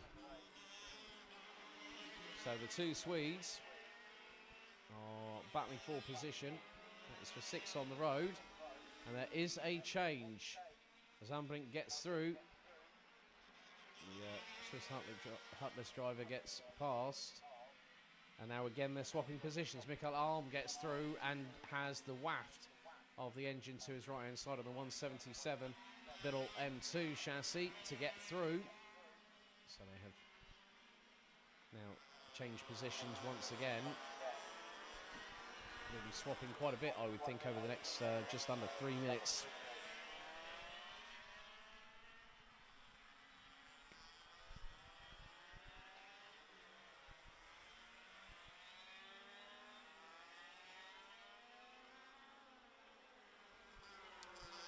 Whilst this is all transpiring, just a little bit further behind, Kim Engström might have a chance to close in on the number 30 of Paul Larsen. These two, well, again another swap of positions between the number 147, Henrik Ambrink, and the number 177 of Mikael Alm, both from Sweden. Both very, very competitive. And with 2 minutes to go on the clock, it's anyone's guess who's going to win the battle of that. However, at the front end, business has picked up because we have a big old change, because Jimmy Fredlunds Ibsen is out of the race apparently, which has now put the number 40 of Edelhardt in the race lead. Second, if it's Stift Ibsen. Third, it will be the number 30 of Paul Larsen. And they are covered by probably, I would imagine, best part of nearly a second. At the fastest, they're running in the 1 minute 3.0s. Well, we've had a 1 minute 2.6 from Umbrink in the number 147. He rounds out the top 4.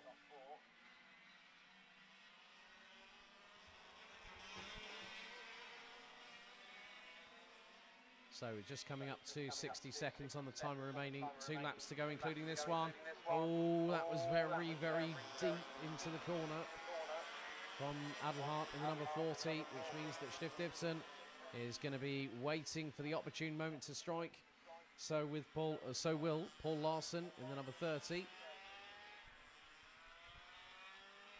So come through the... oh, that was a bit sideways there from Adelhart, and that could give Stift-Ibsen the opportunity to get through. Now we head on to the final lap of this race with just over 25 seconds to go. And Stift-Ibsen was briefly looking through on the inside. Adelhart was sideways coming through into turn number 1. However, the number 40 was still able to keep a calm head on very, very mature shoulders and stand his ground. But there are 8 overtaking opportunities at this circuit. This is another one of them here at turn number 4. And now Stift-Ibsen looks towards the inside. They nearly scrub sidewalls. And the number 95 on the final lap of this race, with just a handful of corners to go, steals the lead from Adelhart like candy from a baby. So the number 95, with just a few more turns remaining, has done an absolute number on the number 40 of Michael Adelhart. But Adelhart, I don't think is done quite yet. No, he's about a car length behind him as they head into the final right-hander. Through into the chicane. It's now going to be the fact that the number 95, Kim Stift-Ibsen, wins the final heat in Prix 95, steals the lead with half a lap to go. Michael Adelhart takes second. In third, it was Kim Engström in the number... well, it wasn't Kim Engström, it was the number 30 of Paul Larsen. Kim Engström will take fourth on that particular occasion.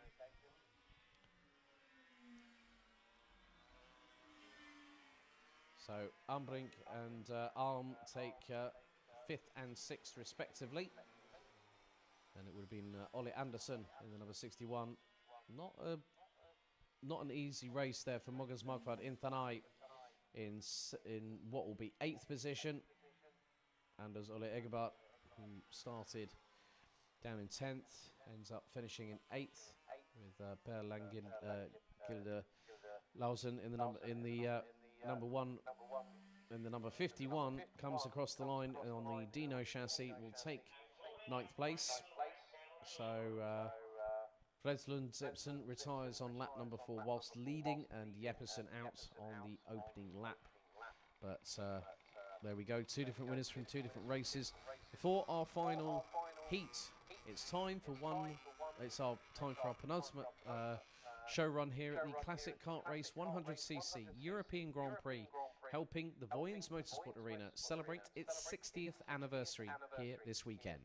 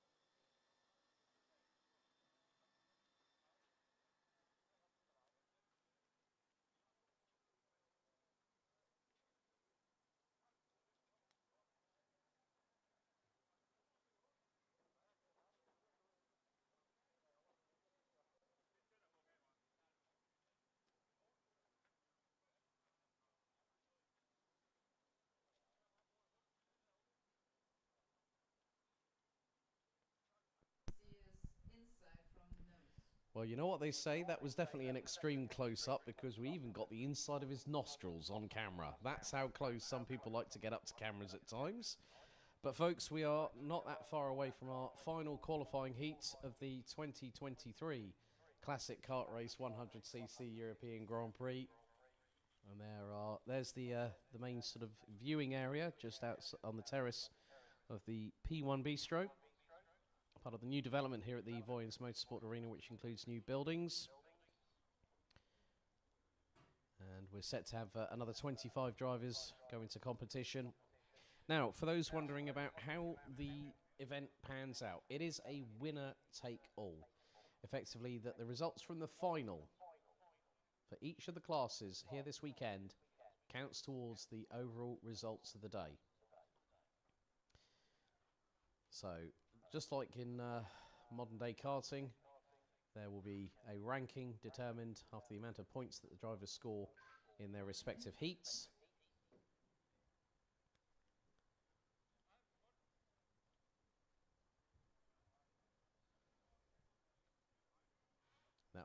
That will then determine the pre-final grid, and then the results from the pre-final will then determine the grand finale for all of our respective classes, pre-89, pre-95, and of course the classes that you see on your screens as they push them to get them kick-started into action.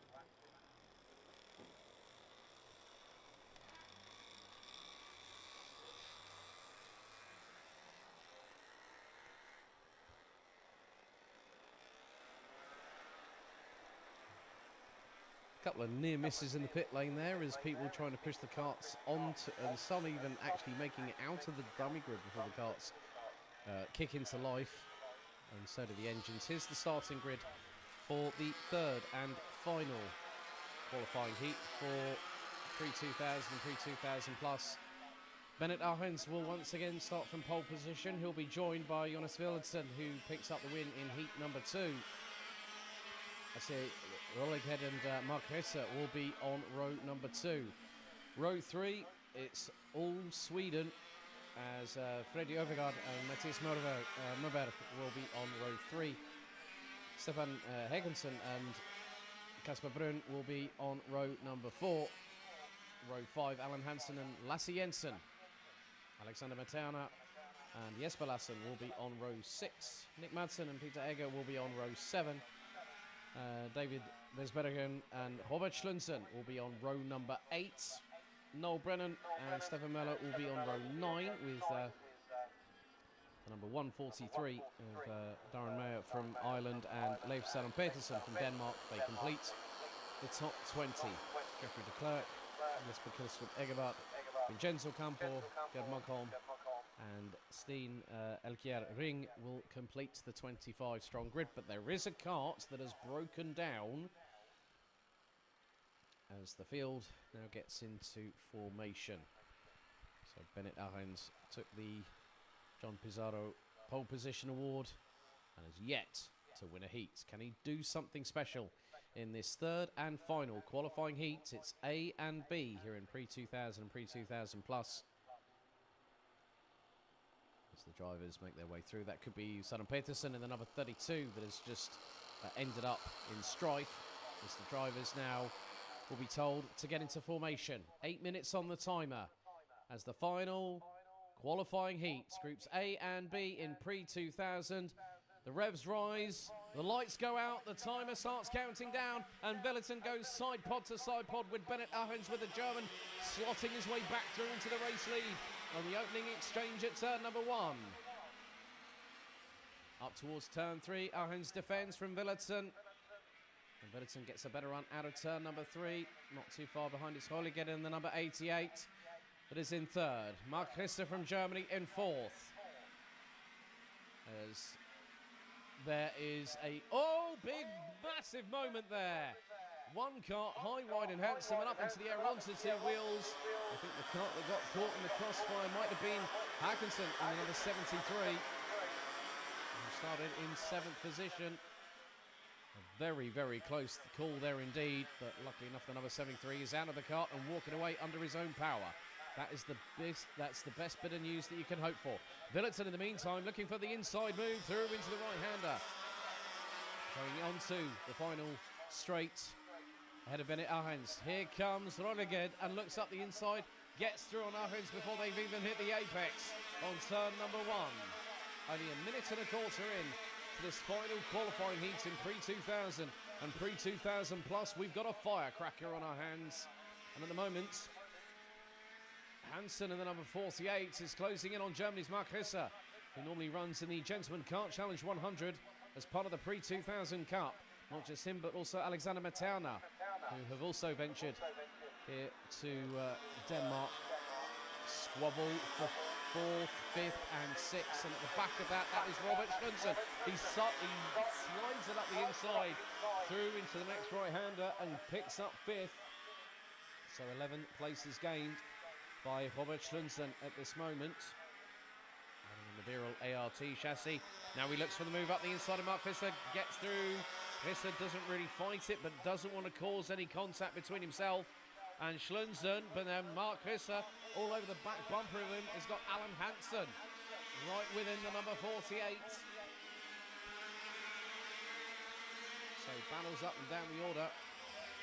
Mark Risser trying to hold on. And that is for, at this moment, 5th place. But Alan Hansen looks up the inside, can't get through. Risser defends. Stays in front for the meantime. 2.5 minutes completed, 5.5 minutes to go.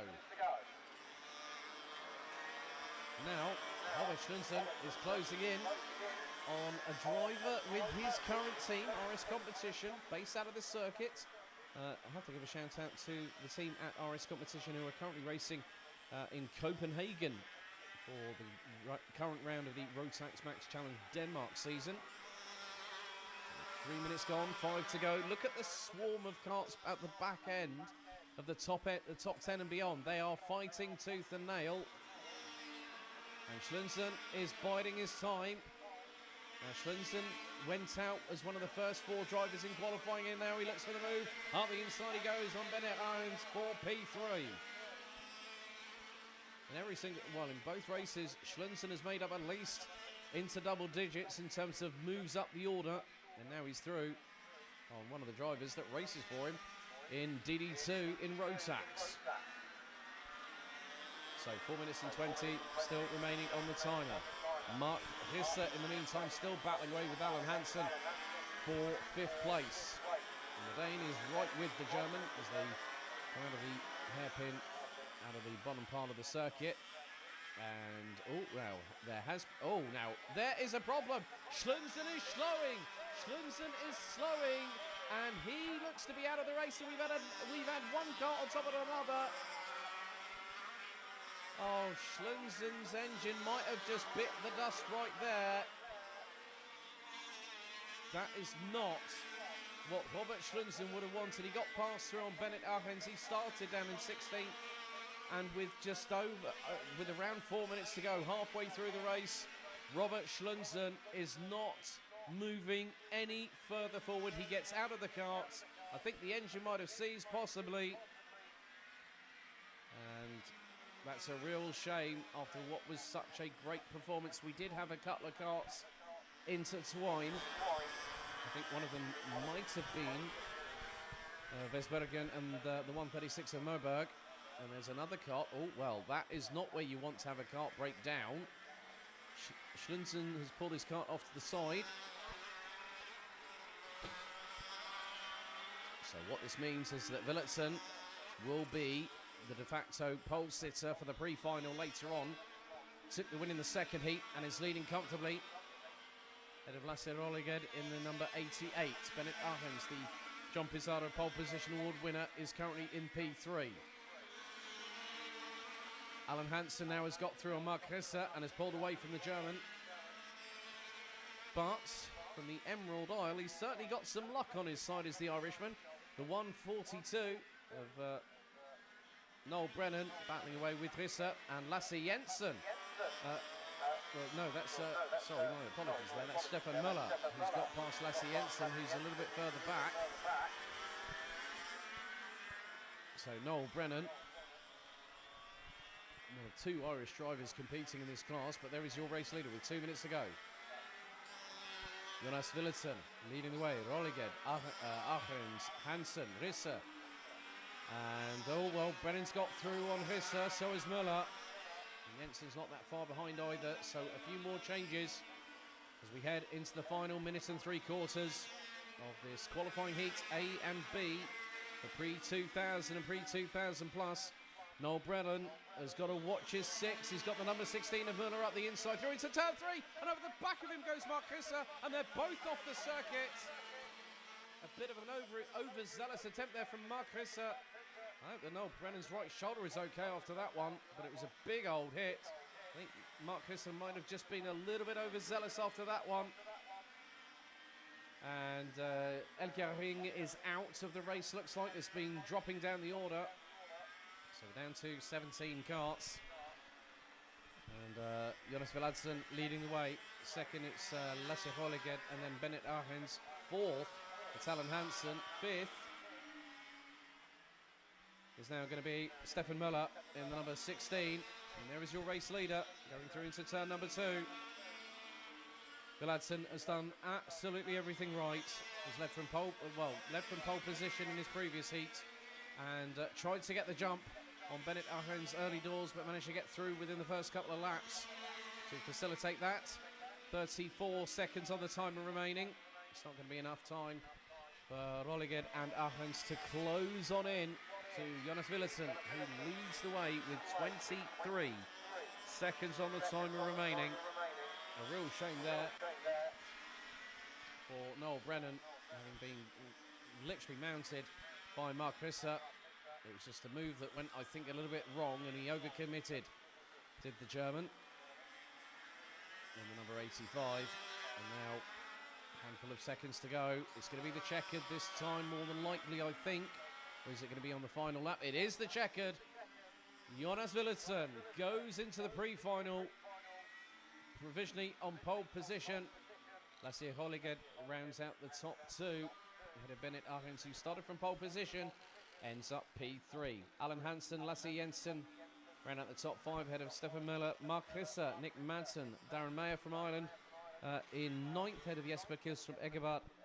Jeffrey de Klerk didn't have, well, started down in 21st, finished in 11th, ahead of Vincenzo Campo, who started behind him on the grid and finished in 12th. Peter Eger, Jesper Lassen, looks like Noel Brennan. Brennan unfortunately retired after that incident with Mark Risse. Alexander Matana was out on lap 6, so was Freddy Overgaard, and that was the 6 and the 38. That was the incident that we saw when Robert Schluntzen broke down with 4 minutes to go. Vesbergen, and then we had quite a few other drivers also eliminated in that race. It has been a race of attrition, but we have got that out of the way. And that is the heat stages of the Classic Kart Race 100cc European Grand Prix completed. And in just 8 minutes' time, we head into the first of our 3 pre-finals. Up next at 2:40 p.m. local time, it's the pre-final for Prix 89.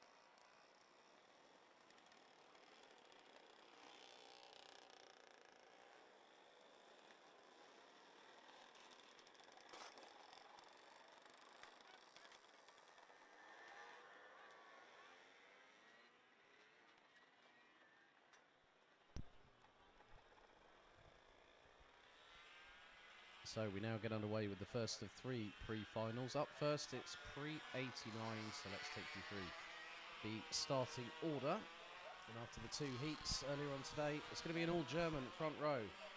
Thomas Kart, who won the second heat, and Thomas Hans, who was alongside him in the 67. They have both effectively won a heat. And we've got Tommy Jespersen and Nicky Egerbert, who will be on row 2. Row 3, it's going to be Jürgen Schauber and Christian Helmer Pedersen. Kjeld Christiansen and Hans Hansen will be on row number 4, with Kenneth Cruz Simonsen and Finn Lovenborg rounding out the top 10. Torben Langkilde Lausen, Michael Weinreich, Uffe Ring Nielsen, Mia Bach Pedersen set to take up the rear of the grid, and Olli Olesen opting not to race today. He did say earlier on this weekend that if we do get rain, I won't be racing.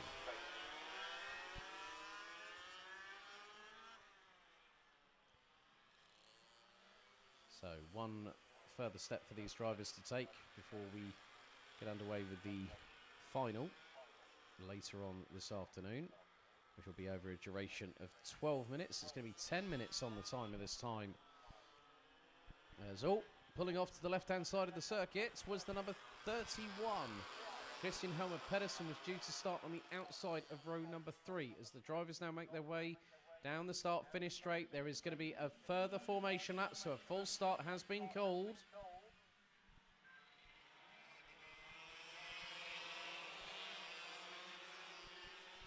So, disaster for Christian Helmer Pedersen. If that kart can be fixed before the final, it's going to start from the back end of the field.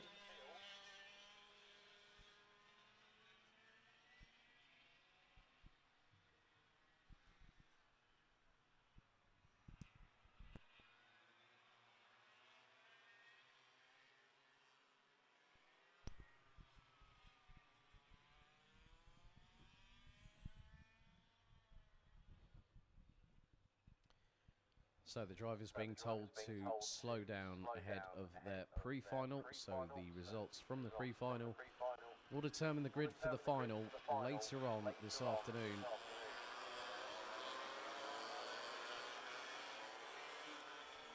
So everyone is going to have to be on their best behaviour in this race and try and make overtakes when it is possible to do so.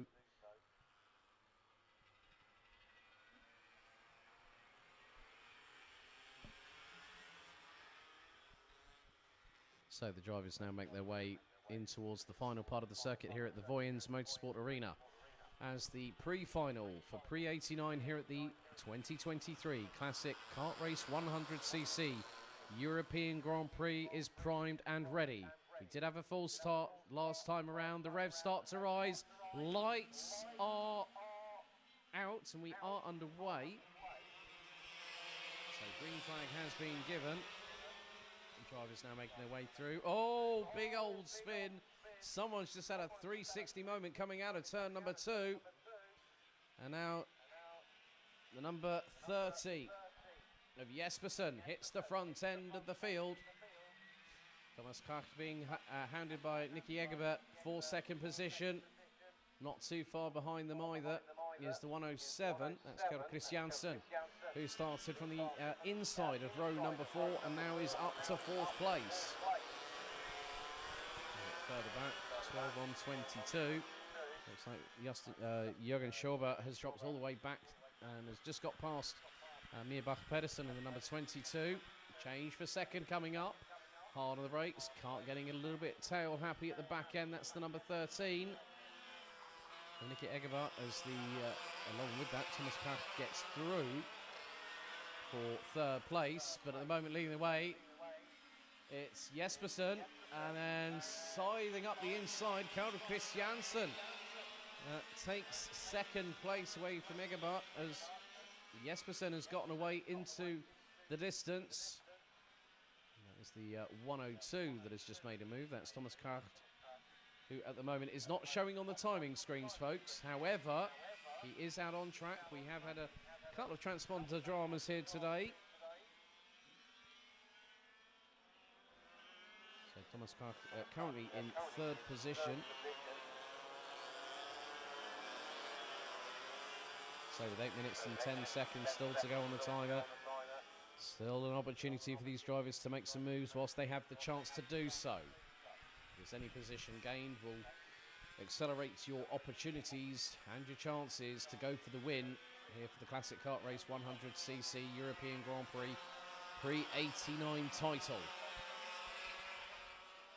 The hard work really has to start happening now, because this is the real crunch time where the drivers have got to really put up or shut up. Keep pushing up until the end of the race, and once you see the checkered flag, you might breathe a sigh of relief, or you might be hitting the steering wheel in frustration. But at the moment, Jespersen has got Christiansen closing in. The gap was 0.8 of a second. It's now next to nothing. Christiansen looking for the opportunity to get through on Jespersen for the race lead. Not going to happen here through the 90 left. Now into the right-hand hairpin. The short shoot it up into the next right. And Jespersen is very much closing in. We've got a Kart off to the left-hand side of the circuit. So someone has definitely found the going not going easy at all. But look at this, what's happening at the front end of the field. There are 4 karts there. One of which is the race leader, who is Jespersen in the number 30. Christiansen has just gone through. Christiansen through to take the race lead on the start of lap number 4 from Tommy Jespersen in the number 30. Then Thomas Kart in the number 102. Currently, well, oh, hang on a second. Now, what on earth has happened to the 107? Now, has he dropped off the face of a cliff? Oh, he has. The kart's broke down coming out of turn number 2. Christiansen's dream of getting to be at the sharp end of the field has just been dealt that killer blow, as we're now 40% of the way through the 10-minute timer. And Jespersen finds himself, well, it's Jespersen that's out. So the 107 is leading the way. So Kjeld Christiansen is leading in the Pre-89 pre-final. He's being hunted down by the 102, Germany's Thomas Kart. And then it's Uffe Ring Nielsen in 3rd place. Another lap in the books as Christiansen turns it in. And a bit more of a better opportunity there for the likes of Kenneth Simonsen. Jürgen Schauber rounds out the top 5. Maybe make that the top 5. Hans Hansen in 5th. Thomas Hans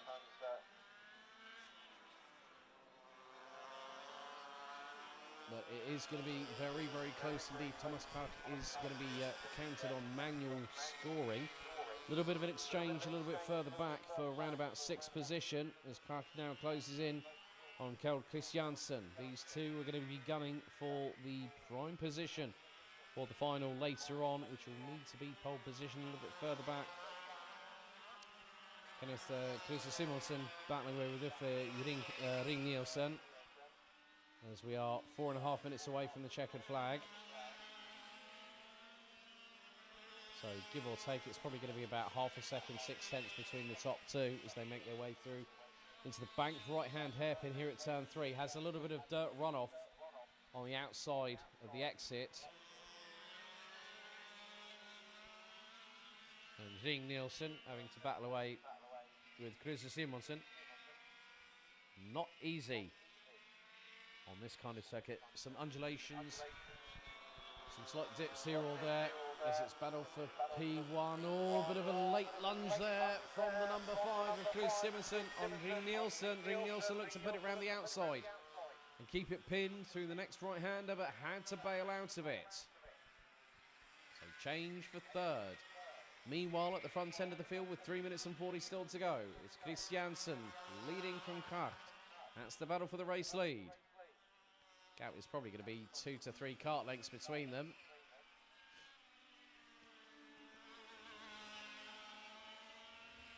And Jürgen Schauber in the number 12 has just put in the fastest lap of the race, 1 minute 3.742.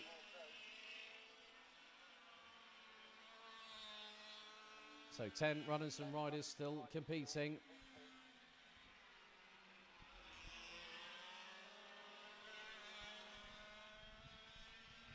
But with 30% of the timer still remaining to be counted down here in the pre-final for the pre-89 class. Thomas Kart is still closing in on Gert Christiansen for the race lead. Third position is Kruse Simonsen, with Ring Nielsen being hounded by Jürgen Schober in the number 12. But the race leaders still doing a great job at the front end of it. Bouncing up and down in the cart is the number 102, Thomas Kart from Germany. Started on pole position, but is not leading the race with just under 2.5 minutes remaining on the timer. Gert Christiansen looks over his left shoulder, sees that Kart is there in the 102. And just behind the number 5, for Christian Kruse Simonsen, could be a change here. Jürgen Schober up the inside. Ring Nielsen. Nielsen gets the place back. Powers through, gets the great run coming out of turn number 3. And Schober has no answer.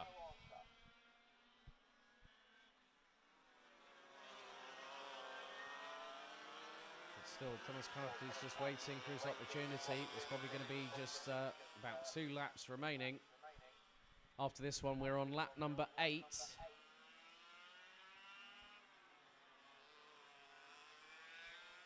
Kart is just starting to build up a little bit here. Christiansen adjusts on the right-hand side of the cart as they go through into the final right-hander and then through the chicane complex onto the start-finish straight. 2 laps to go in the pre-final. The gap is about 3 to 4 kart lengths between the pair as they hurtle their way through turns 1 and 2.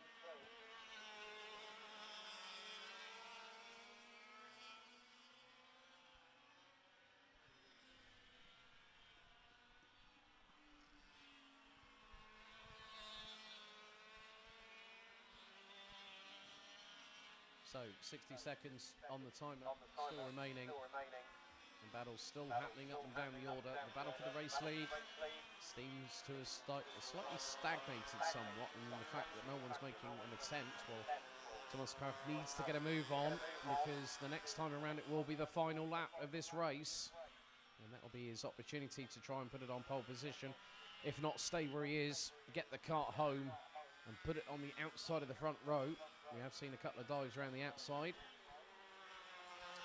Oh, and a bit of a disaster there for Thomas Franz from Germany, the number 67. He's retired from the race due to a technical issue, as we now go on to the final lap of the pre-89 pre-final here at Vojens. Still the battle between Jürgen Schober and Ring Nielsen. That's for 4th on the road, and Schober back up the inside. Will it be the repeat of last time? This time Schober has a bit more waft coming out of the corner and gets through on Ring Nielsen. That's a change now for 4th position. But our race leader, who started down in 7th position, once he hit the front, it was briefly challenged by Thomas Kart from Germany, but it's going to be Gert Christiansen in the number 107, starting from the inside of row number 4. Has made it count when it matters the most. And the final right-hander and the chicane beckons from one of Denmark's racers here, and he takes the checkered flag and wins the pre-final for pre-89. There's Gert Christiansen second, even though he didn't show up on the timing. Thomas Kart in the 102. It's going to be Kenneth Kruse Simonsen. Jürgen Schober took not only 4th position, but also the fastest lap of the race, a 1 minute 3.546. Ring Nielsen takes 4th ahead of Mierbach Pedersen in the number 22. Hans Hansen, Michael Weinreich, and it will be Finn Löwenborg that will be rounding out the top 8. Unfortunately, Thomas Franz we lost on lap 6. Tommy Jespersen on lap 3. Nicky Egerbart on lap 2. Thomas Kart does not show on the results as I've just called it. showing down in 12th, actually finished P2 with Christian Helmer Pedersen, Torben Langilde Leusen, and also, well, we now have one pre-final down. There's 2 to go. Next up, it's the Prix 95s, where they will go into battle for 10 minutes plus an additional lap.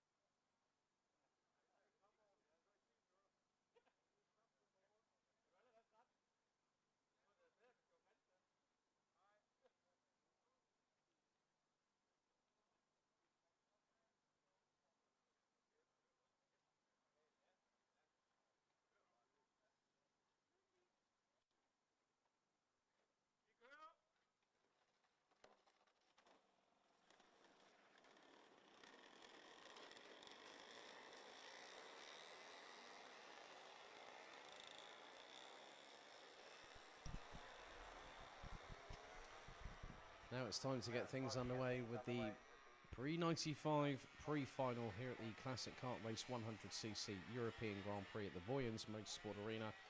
And here is your starting grid.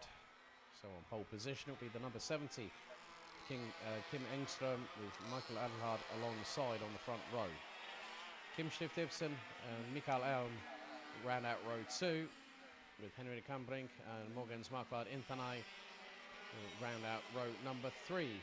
Paul Larsen and Per Langilde Larsen will be on row, well, will be on positions 8 and 9, 7 and 8, and then you've got Ole Andersen, Kasper Jeppesen, and then rounding out the grid it's going to be Anders Ole Egbert and Jimmy Fredslund Ibsen, who was leading in the last heats but unfortunately broke down whilst leading.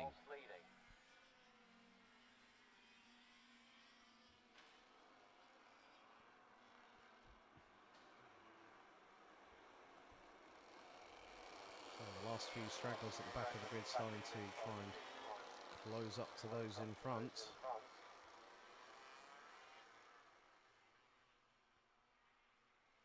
So it's always down to the front row to control the pace with Engström and Edelhard on the front row. They will be the ones setting everyone into position ahead of what will be an interesting 10-minute race here in this pre-final before we see the pre-2000s out for their pre-final. So 10 minutes. An ultimate race of their weekend here at the Vojens Motorsport Arena. Through the final right-hander they go. Now into the slight chicane. And now we wait with bated breath. Are we ready? Are we steady?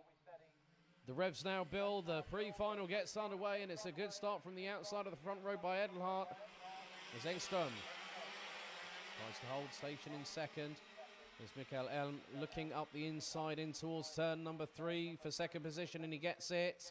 Bit of a late lunge there from the 147 of Anbrink, and someone has ended up being turned around at turn number 3 on the opening lap, but it's Edelhard that got the jump on Engström, and the number 70 wants that position back as they go down the dip into the next left-hander, now into the right.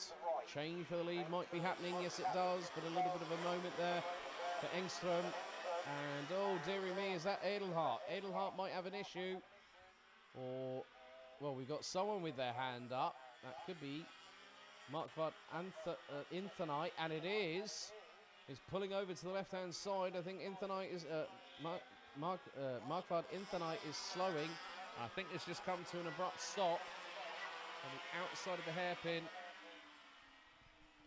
So Kim Engström leads the way by nearly 1.4 seconds. The 55 of Vojens Motorsport Arena is out of this pre-final. That's going to put him towards the back end of the grid, as there's the number 30, Paul Larsson up the inside. That's a nice little move. That's on Embrink for third position.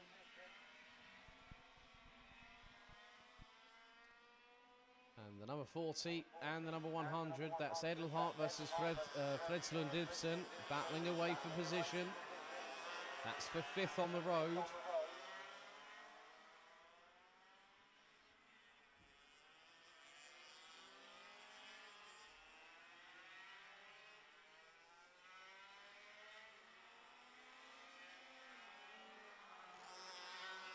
Number 70 has just gone through the shot. I think that might, I'm looking to see who that is just behind.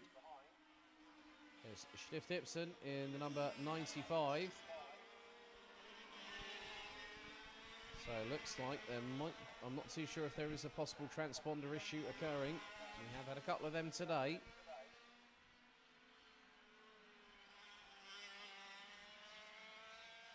Now trying to jockey for position.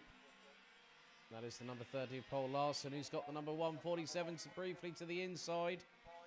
That was Henrik Ambrink. Wasn't able to get through on that particular occasion.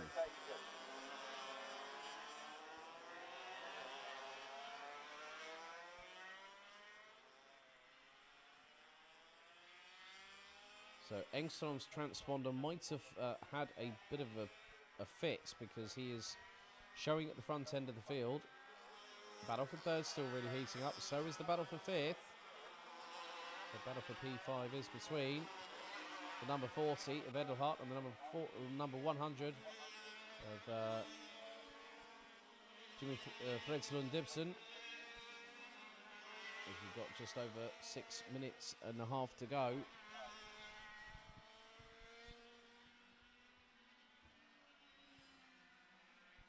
Edelhard looked up the inside of the 100.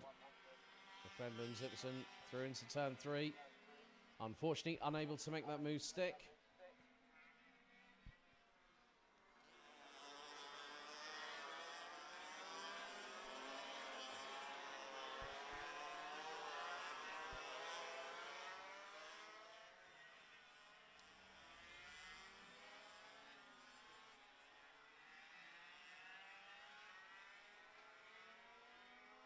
So Engström carrying on with the business at hand, being at the sharp end of the field. Probably is the best part of nearly half a second ahead of his closest competitor in P2. Looks like Lankidler Lawson might also be another retiree. So Aln is out. Markvad Inthanai broke down to a halt on the opening lap. And then we've also got the likes of the number 141, Kasper Jeppesen, also out of this race.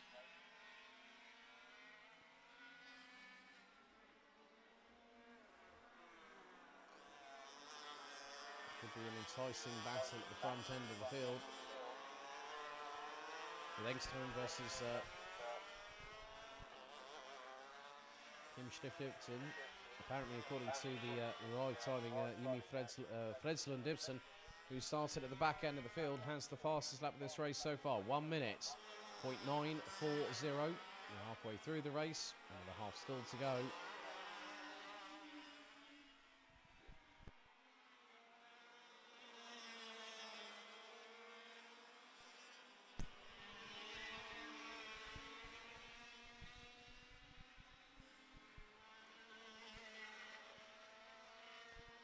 But just been noticing through driving style that Kim Engström running a little bit wider through the exit of turn number 3, whereas the number 95 of Kim Stift-Ibsen keeps it a little bit tighter to the apex, and that allows them to rotate the kart around the corners. Now they are literally nose to tail. It's about half a kart length between the pair as they come through out of the bottom right hand corner of the circuit, now into the next left. And just the right-hander hairpin here, another right-hander to go, and then the short chicane onto the start-finish straight. The gap between them is probably not that much at all. Fastest lap of the race still, Jimmy Fredlund Ibsen, who has done a 1 minute 0.688. Last time around he did a 1 minute 0.799.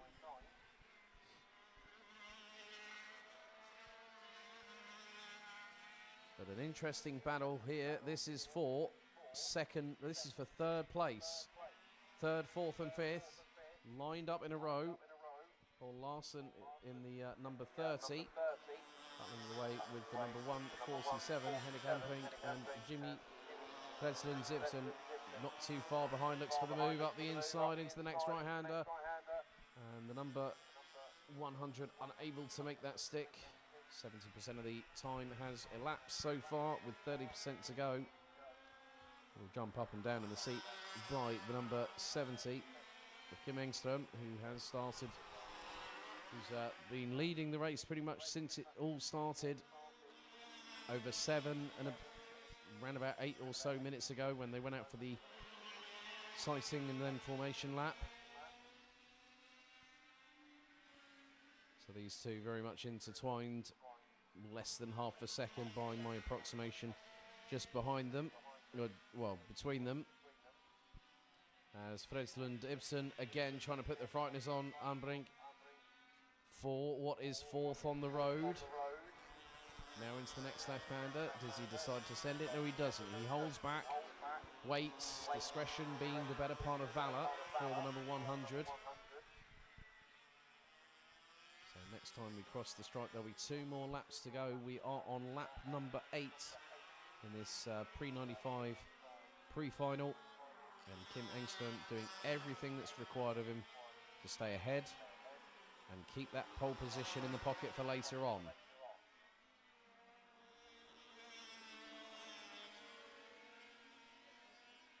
Side by side into turn number 1 as the number 100 of Jimmy Fredslund Ibsen gets through on the 147. So Henrik Ambrink drops down a place into 5th.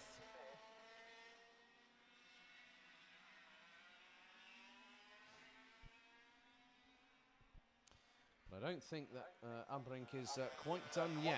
There's still just over a minute to go. So the next time they cross the line, it'll be 2 laps remaining. Still the battle behind Kim Stift-Ibsen. Rages on. That is for the remainder of what will be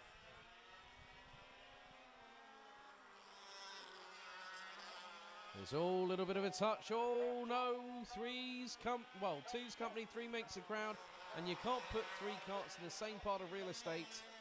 As our leaders now go on to their final lap of this race. And the number 70 of Kim Engström has done everything right up until this point. It's not really put a foot wrong. I think there was a bit of an overzealous attempt by the 147 of Henrik Anbrink, trying to split his way down the middle between Jimmy Fredlunds Ibsen and also the number 30 of Paul Larsen. The timer now expires. This is the final lap of the Prix 95 pre-final. It's been a pretty good day, especially in the latter half of it, for Denmark's Kim Engström in the number 70, who will come out of the final chicane and win the pre-final in Prix 95. One more step to take remains for the number 70 running on the Cosmic chassis. Will provisionally start on pole for the final a little bit later on. In second position, Kim Stift Ibsen has everything right to keep the car on the outside of the front row heading into today's final. Jimmy Fredslunds Ibsen takes third ahead of Henrik Ambrink on that particular occasion. There are your results. Michael Edelhardt, Ole Andersen, Anders Ole Egerbart, Per Langkilde Lausen, Mikael Alm, retiring, so did Morgans Markvard Intanai, Kasper Jeppesen, Kim Engström, and Paul Larsen did finish. Well, you can see that Paul Larsen, unfortunately, duplicated on the timing screens, but we have one more pre-final to go, and then we'll have our final show run. Coming up next at 3:20 p.m, it's the Prix 2000 pre-final.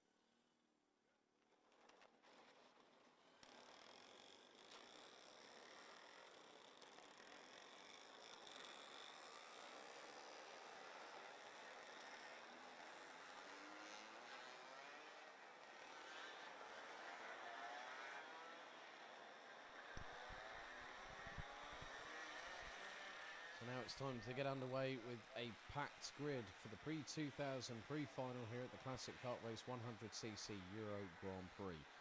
Let's take you through the starting grid. Jonas Willitsen and Bennett Arhens will be on the front row. Kasper Stolzer and Torben Andersen will be on row number 2. Lasse Rolliged and Stefan Möller round out row 3. Tina Van Jorgensen will start on the inside of row number 4. She'll be joined by Alan Hansen. Jan Oliver Nielsen and Paul Madsen will complete the top 10. Sandro Mara from Italy and Lasse Jensen in the 77 will round at row 6, ahead of Nick Madsen, Darren Meyer, Robert Schlunsen, Lasse Stenkilde, Noel Brennan, Martin Hansen, Jesper Kilstrup, Egerbert, and then we've got Alden Larsen, Jeffrey de Klerk, Peter Eger, Matthias Lehrmann, Mark Risser, Casper Brun, David Vesperger, and then we've got Vincenzo Campo, Freddy Overgaard rounding out the top 28 with Jesper Lassen, Matthias Mörberg, Christian Woods Klingenberg, Alexander Metana, Jakob Borgqvist, Steen Elka Ring, and we've got Leif Zaran Petersen, Gert Munkholm, and Stefan Hackenson. Looks like Munkholm not taking the start, Overgaard not taking the start. So we had at maximum 25 drivers on a pre-2000 heat. Now it's that penultimate step that someone needs to take in order to go for the pre-2000 title this year here at the Vojens Motorsport Arena.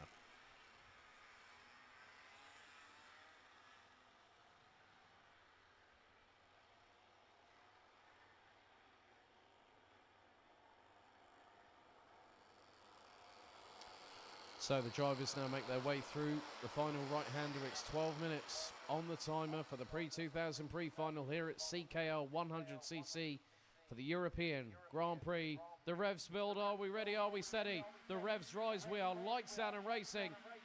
And Willitsen straight away keeps the lead going into turns 1 and 2. It's going to be side by side for 5th position going through turn 2.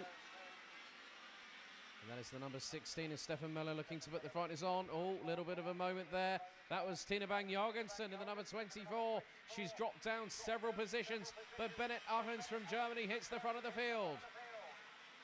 On the opening lap, there are skirmishes all up and down the order, but Bennett Arhens makes good his intentions from the outside of the front row to now lead the race. Jorgensen looks to have gathered herself back up. Might have been a slight blip on the cars as everyone's trying to get through the hairpin. Neat, nice and cleanly. Willitsen again pressurising Arhens for the race lead. Just behind them is the number 2, Torben Andersen, who's being joined by somebody else. That's the number 48. Oh no! Willitsen sideways and clatters into the side of Arhens, who loses the race lead. Now it's Torben Andersen that leads the way and is ahead of Alan Hansen, the number 48, back at the sharp end of the field. Willitsen drops to 3rd. Bennett Arhens down to 5th place. And that also has allowed the likes of Jan Oliver Nielsen to get up into 4th position. Robert Schlunsen closing in on the back of Tina Bang Jorgensen. They go sidewall to sidewall. And Schlunsen decided not to chance it. Good call there by the number 22. Now this is all, and we've got a bit of a moment there. We've had someone off at the bottom part of the hairpin. That looks to be, I think that might be Kilswick Egerbart and the number 0. Is sideways coming out of the penultimate right-hander is Torben Andersen, who will continue to lead the race after lap number 2. Drama so far, but Alan Hansen looking up the inside for the race lead and gets it through turn 1. Straight away, Andersen back up the inside through into turn 2. They trade sidewall rubber. And Andersen gets back through to retake the race lead on the number 2 Birrell. Great job there by Torben Andersen. And what's more, keep your eyes on Sandro Mara. Started 11th, now is effectively in, I think, 3rd position. And number 27. And keep your eyes also on Robert Schlunsen. Schlunzen is moving up the order. So this is where things get very, very interesting. Or we've had a little bit of a drama. One kart off the circuit. Might be, I think that might have been, well, the 142 of Noel Brennan is off. And, oh, someone's got a very noisy exhaust. So someone's going to get the old meatball flag, the mechanical black flag for that one. So someone's had the back of their kart ridden over. And so Robert Schlunzen is quite a way up the order now. There's Tina Bang Jorgensen. She's got up the inside Jonas Villadsen, who's already been in strife by collecting Bennett Arends whilst they were battling for the race lead early doors after the opening lap. But it is, at this moment, Torben Andersen that leads the way as they make their way through in towards the final right-hand hairpin. Sandro Maha, in the Italian, man who's very close to winning CIK FIA titles, now is at the sharp end of the field, and he's not that far behind. Make that just under a second. Bennett Arends. Then Jan Oliver Nielsen being chased down by Robert Schlunzen. Tina Bang Jorgensen goes side by side with the number 15 of Jonas Villadsen, and she gets through but runs a bit deep coming out of the corner. Villadsen looks to power past the number 24 in the Dino chassis, but Bang Jorgensen holds the nerve and stays in front for the minute. A lot has happened in this race, and there's still plenty to go. Up the inside, for fourth place goes Robert Schlunzen on Jan Oliver Nielsen. But on that particular occasion, Nielsen got back through on Schlunzen. But Torben Andersen is in the right place at the right time. Let's not forget, Italy's Sandro Mara did not have a great qualifying session earlier on today. And now he's gunning for a front row start for the final. 9/10 of a second separate the two. When you look at from first to fifth, rounded out by the number 22 of Robert Schlunzen, covered by just under 2.9 seconds. 6 3/4 minutes of this pre-final remaining. And now again, Schlunzen trying to put the frighteners on Jan Oliver Nielsen. Coming out of turn number 4. Down over the crest, over the jump. And Schlunzen's going to dive up the inside. That's through for fourth. But Jan Oliver Nielsen tries to get the cut back, can't get the job done. Schlunzen now up from 15th to 4th position. However, the thing that I'm really interested in now is what is happening between Torben Andersen, Sandro Maha and Bennett Arends, because at the moment Robert Schlunzen is closing in with significant pace. The fastest lap of the race so far looks to be by Robert Schlunzen, 58.766. Oh no, one car has just pulled off to the side of the road, I'm afraid. Another one bites the dust.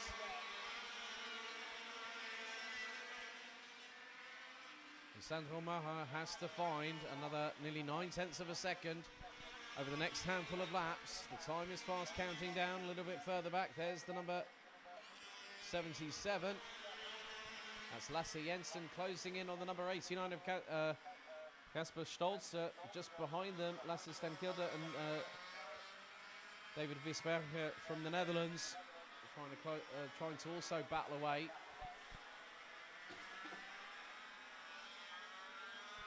So coming up to 5 minutes remaining in the pre-2000 pre-final here at Vojens Motorsport Arena. Torben Andersen doing everything right, but he's got to watch out for the forward-charging Italian, running with Team Brask this weekend. Sandro Mara in the number 27. Also, interesting fact is that Sandro also raced here as a junior back in the 1990s. So he's raced here before. There's the number 84 off at the side. And that's Elkia Ring out of the race. Dropping like flies in this pre-final. There's move for third. Robert Schlunzen back up the inside of Bennett Arends, who looks for the counter-attack through the next right-hander. And the 227 unable to get through on his team boss. Who'd have thought that one? Well, like they say, once you race and you've been competitive in karting, and Robert knows this category well, it's a bit like riding a bike. Once you ride it, you never forget. And Bennett Arends is quite new to this, but he's really enjoyed the challenge so far here at Vojens this weekend. But sometimes it's not always about going for the race victory. Yes, it gives you the self-vote of confidence, the ultimate motivation to not put a foot wrong all race long. But then when you've got those people that know what it takes to win off a one-off event like this, it's not going to be easy. What's more, Torben Andersen and Sandro Maha are closing in on the back markers in front. Oh, now this could be interesting with 3 minutes and 18 still to go on the timer. They've got one or two back markers, probably a little bit far ahead. Sandro Maha was just over 7/10 of a second behind. That gap is probably going to be more than halved. Across the line they go to the two leaders. Gap now, 0.477. 59.8. 58.9 by Sandro Maha, but the fastest lap of the race now is to Robert Schlunsen. 58.651. Great little battle happening here. This is number 77. Visbergen from the Netherlands gets through on the number 77 with Lasse Jensen through into turn one. Still 2.5 minutes to go until we hit the checkered. There's the number 14 battling away with the number 89. There's Kasper Stolzer, who's dropped all the way down the order and is behind. Well, he's got Nick Madsen trying to close in. But now the back markers starting to play their part. Robert Schlunsen has also got through on the back markers. We've got 2 minutes and change left to go. Andersen leads, Maha in second, Schlunsen, Arends, Oliver Nielsen. That's your top five. Gap between the top two last time around was 4/10. Sandro Maha had a lot more entrance speed into the opening corner here at this circuit. Now into the bank right-hander here at turn number 3.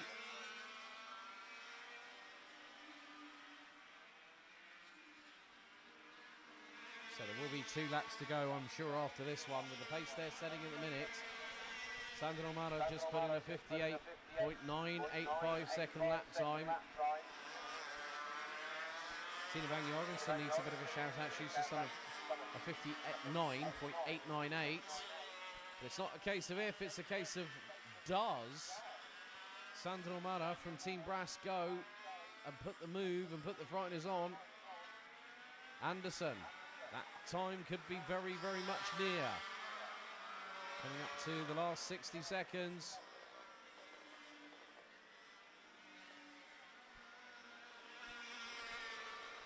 And Sandro Maha now 2.5 tenths behind Torben Andersen for the race lead here in the Prix 2000 class. And this could be the difference between being on pole position or being alongside on the front row later on today.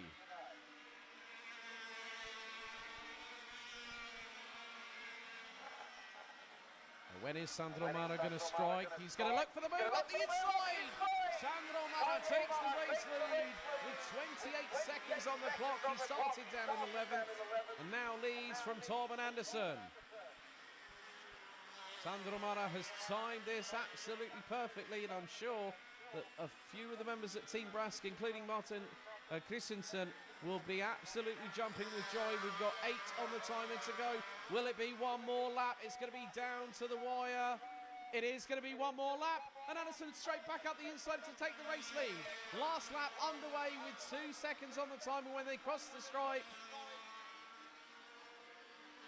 So Sandro Maha has got to do it all over again. And Robert Schlunsen is closing. They were 1.3 seconds apart, and now that gap is going to be less than a second. This is where it gets to as I said, it's crunch time. These drivers now are going to try and do their level best.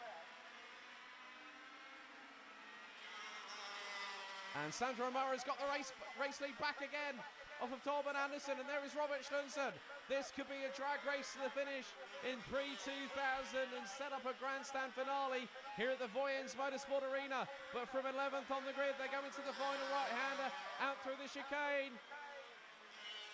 Benvenuti, Sandro Mara, who wins the pre-final from 11th on the grid. Torben Andersen takes P2, and Robert Schlunsen from 15th on the grid. Let's not forget he won Prix 2000 in this event last year.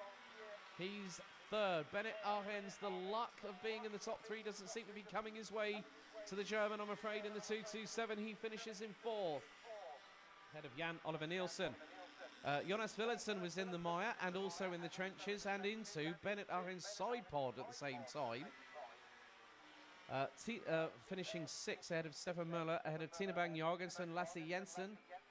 David Vesberger from the Netherlands rounds out the top 10 ahead of Lasse Stenkilde. Mark Hesse from Germany in 12th ahead of Alden Larsen. Paul Madsen, Kasper Stolzer finishing in 15th, having started from the inside of the second row. Rounds out the top 15 ahead of Nick Madsen, Alexander Metana, Matthias Moberg, Jeffrey de Klerk finishing in 20th ahead of the other Italian on the grid, Vincenzo Campo in 20th. Christian Woods Klingenberg, then we've got Jakob Bodqvist and Jesper Lassen rounding out the 23 retirements. Martin Hansen, Jesper Kilström Egerbart, Lasse Rolighed, who on lap 6, Darren Mayer from Ireland, Alan Hansen on lap 4, Steen Elkar Ring, Peter Eger, Leif Saran Petersen, Casper Brun, Matthias Lehmann, and Noel Brennan. I think after that hit with Mark Risser in the final heat, might have decided not to compete any further, depending on the damage to his right shoulder. But that concludes the pre-final stages of the Classic Kart Race 100cc European Grand Prix, with the finals coming up soon.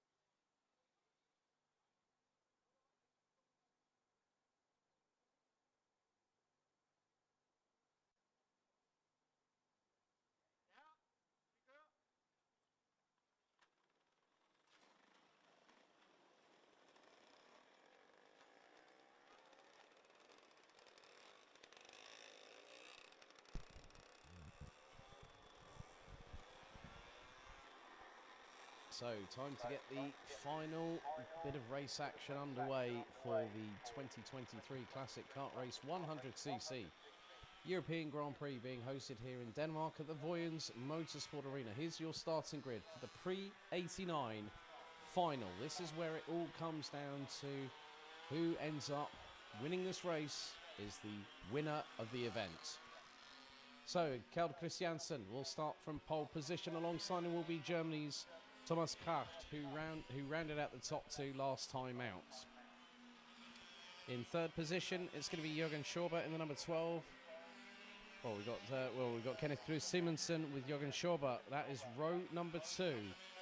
Uffe Ring Nielsen and Mia Bak-Pedersen will be on row number 3.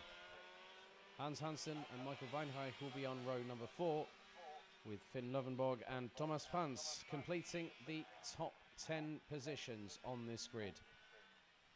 Rounding out the 14 starters will be the number 30 of Tommy Jespersen, the number 13 of Nicky Egerbart, and then we've got the number 31 of Christian Helmer Pedersen and Torben Langilde Lausen in the number 41, who will round out the 14-strong grid as Ole Olesen. His trailer is still here. He's probably just talking and chin-wagging with people in the paddock as he opted not to race today.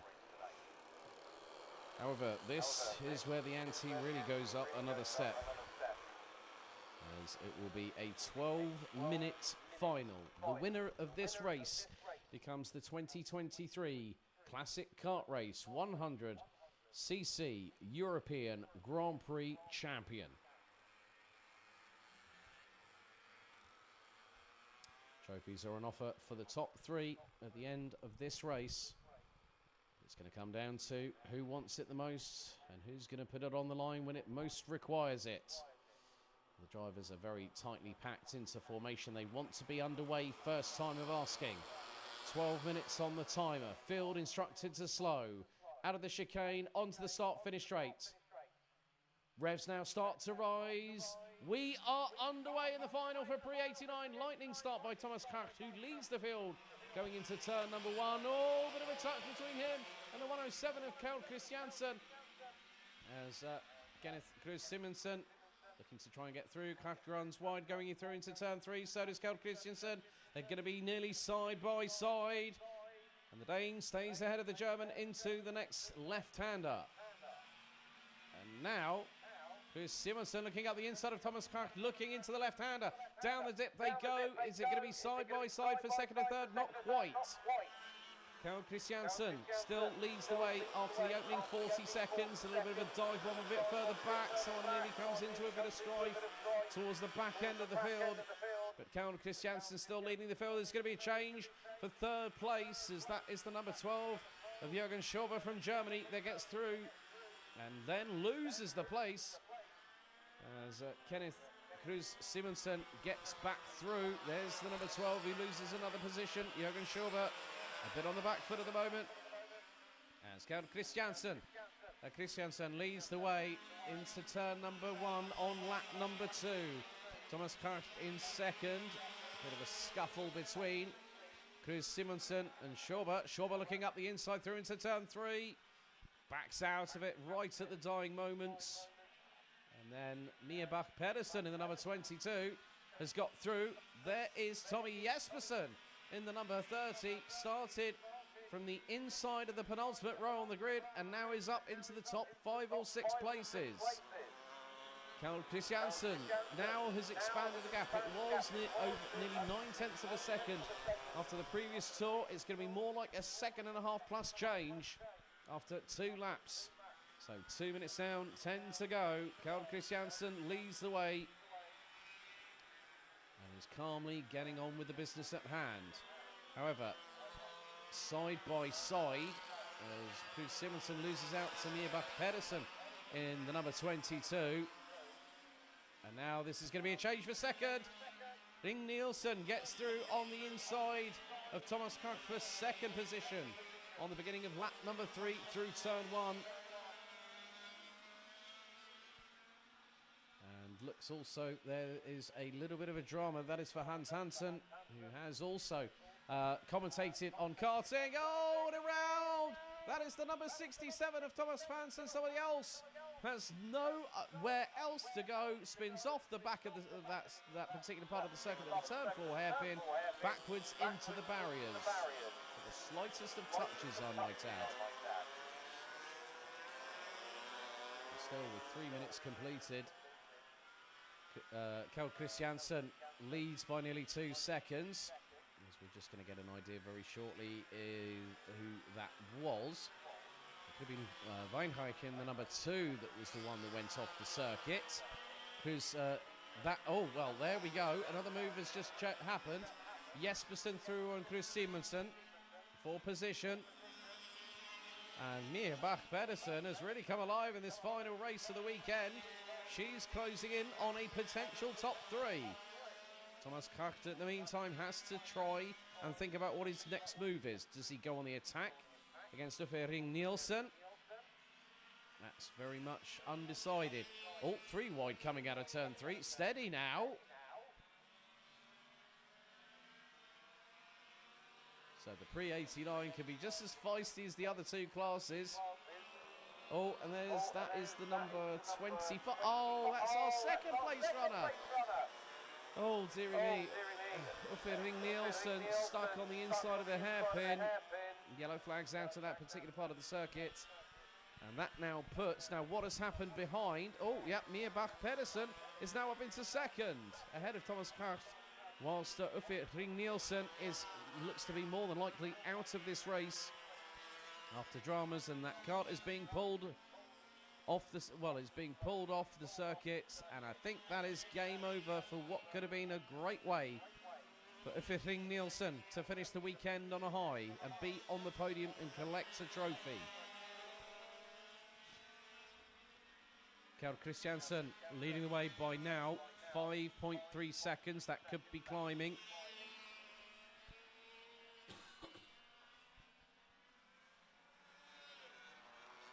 And there is your race leader, who 5 minutes in has got a gap. It's like an additional second has been added for every single minute that Kjeld Christiansen has been in the lead of this race. Lost it initially to Thomas Kart through the start phase, but managed to get back on level terms with the German and then pull past.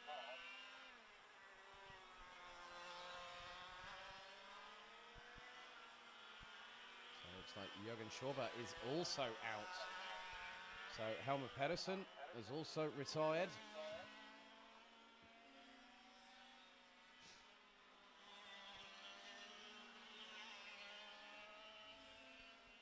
So some of the drivers starting to put in personal laps. There is the number 41 of Torben Lankilde Lausen being closed in on by Michael Weinreich in the number 2 kart. Thomas Fans now on the recovery, having got past Finn Lovenborg in the number 80. So that is now 9th and 10th. As we have had a couple of drivers fall by the wayside, I'm afraid, but still 10 of the runners and riders out of 14 that started this race just over around about 7-8 minutes ago. And I have to say, Jürgen Schauber's kart is very, very close to the racetrack on the infield off of turn number 4. But the interesting thing is now we still have 5.5 minutes of this race, folks, and never say never. What if Mia Bach-Pedersen was able to close that gap significantly over the next few laps of this circuit here at Vojens Motorsport Arena? Stranger things have happened. Gap now down to 4.5 seconds. So Christiansen has put it sort of in a way on cruise control. Bach-Pedersen just did a 1:03.5. So that was a gain of 0.8 of a second by the number 22. A little bit further back, Tommy Jespersen and Nicky Egerbart battling away over what will be 4th position. Egerbart gets a bit of run coming out of turn number 4. Over the little crest, down the dip and into the next left-hander before the right-hand hairpin that they approach. Egerbart could be looking for a move up the inside, neatly blocked there by Jespersen. So the number 30 holds station in 4th place. A little bit further back, we've got Weinreich and Kruse Simonsen battling away over 7th position behind Torben Lankilde Lausen. And this is going to get a bit fruity there by Tommy Jespersen. Egerbart tried to got through on him. Then the number 30 responded. They touched sidewalls ever so briefly in the approach into the hairpin. And Mia Bach-Pedersen is on a bit of a tear at the moment. 4 minutes and 10 seconds still to go. Gap between Kjeld Christiansen and Mia Bach-Pedersen is 3.8 seconds and closing.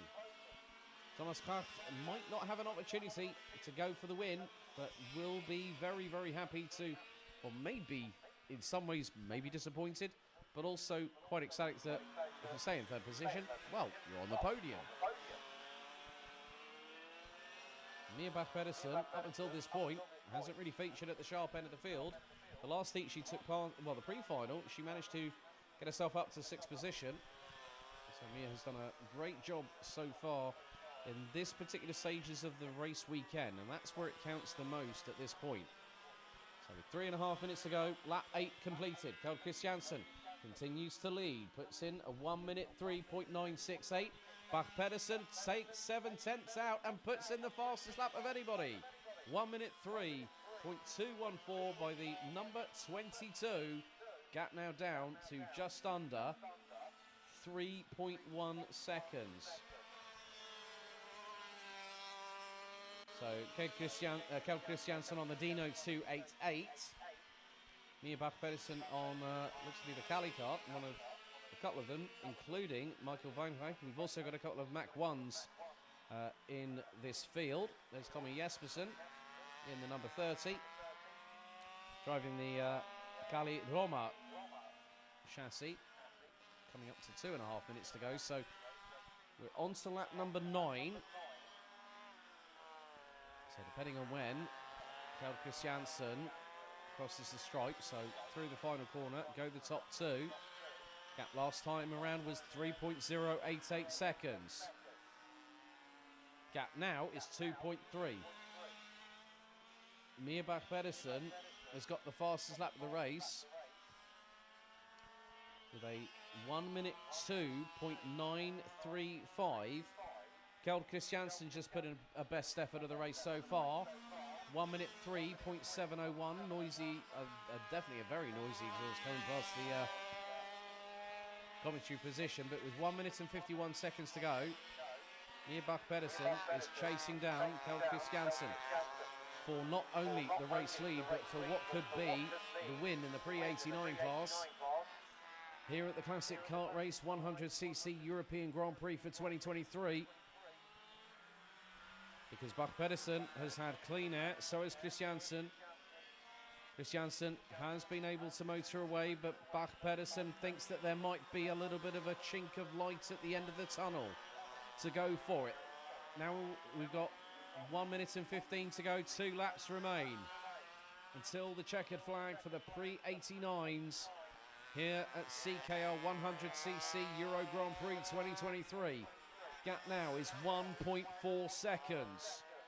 Mia Bach-Pedersen has been taking a lot of time, took nearly a second out of the race leader last time out.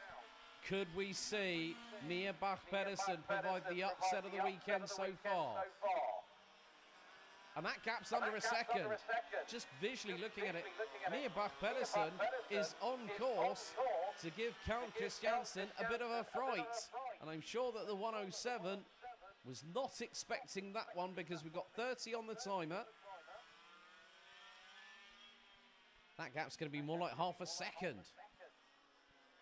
What they've got to do is make sure that they fight hard but fair, as we now will go onto the final lap of the Prix 89 final. This will decide our first of 4 champions here this afternoon. Gap under half a second. Now through turn 1, now through turn 2. Bach-Pedersen has got to time this right. Through into turn 3 on the bank's right-hand hairpin. And Pedersen is not going to give up right up until the checkered flag. Kjeld Christiansen is going to want to do the best up front, has kept a hold of that lead all the way through so far over the last 12 minutes. But now we come to the final throws. What is going to be coming from the direction of Mia Bach-Pedersen? We could very shortly find out, because we've only got a handful of corners to go. Bach-Pedersen is now climbing all over the back of the 107 of Kjeld Christiansen. Could it be a run to the line? Back Pedersen jumping up and down in the seat. One more corner remains, plus the chicane. Out of the final corner, your classic kart race 100cc Prix 89 champion, Kjeld Christiansen, winning by 99 thousandths of a second. Mia Back Pedersen, up until this point in the weekend, was nowhere to be found, and got onto the runner-up step. Was if she was a little bit closer coming out of the final corner, it could have been next to nothing. What a way to crown our first CKR 100cc Euro Grand Prix 2023 champion in Prix 89. Well done to Kjeld Christiansen, winning by 99 thousandths of a second. Ahead of Mia Back Pedersen, with Germany's Thomas Kart rounding out the top three. Nicky Egerbart in fourth, ahead of Thomas Franz, who recovered after that big spin early doors to finish P5. Torben Langilde Lausen in sixth, ahead of Michael Weinreich and Kenneth Cruz Simonsen, rounding out the eight that finished the race. Tommy Jespersen was doing really well, but unfortunately retired with a couple of laps to go. Finn Løvenborg, Uffe Ring Nielsen, Kristin Helmer Pedersen, Jürgen Schober and Hans Hansen unfortunately retired from the race. But your provisional 2023 Classic Kart Race 100cc Euro Grand Prix champion in Prix 89, Kjeld Christiansen.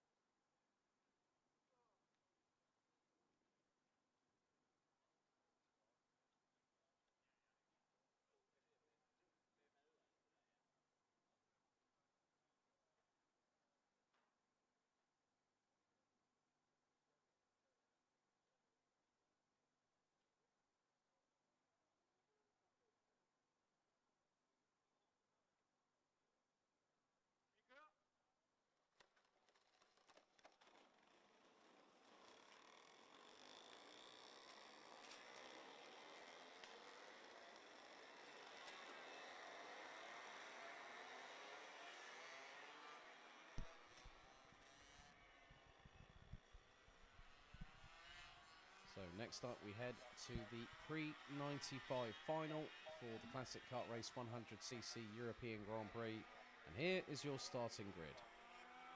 Kim Engström in the number 70 will line up on pole position, and alongside will be the number 95, Kim Stift-Ibsen.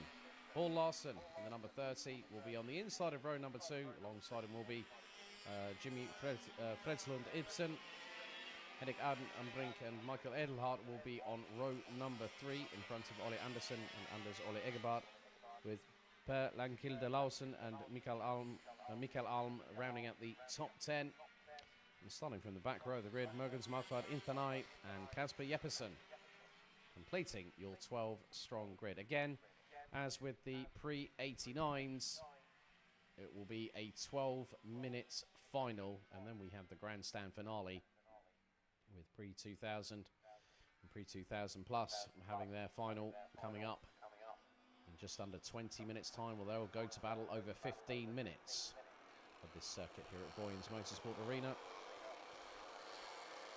Will be down to Engström and Stift-Ibsen that will control the pace, as Kasper Jeppesen needs to close up to the back end of the field and take his place alongside Vojens Motorsport Arena in the number 55. He has shown some good flashes of pace here this weekend at Vojens.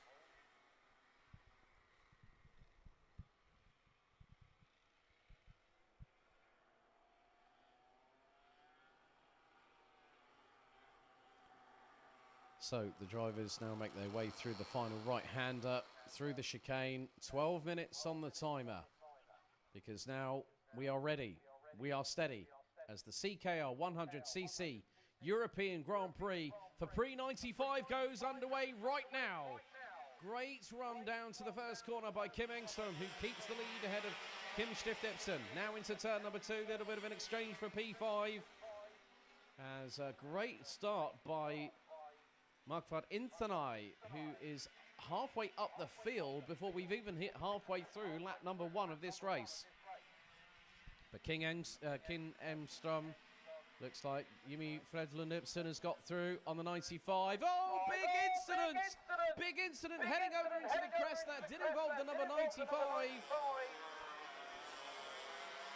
And both drivers are out of the karts and fine. But that was a big old hit.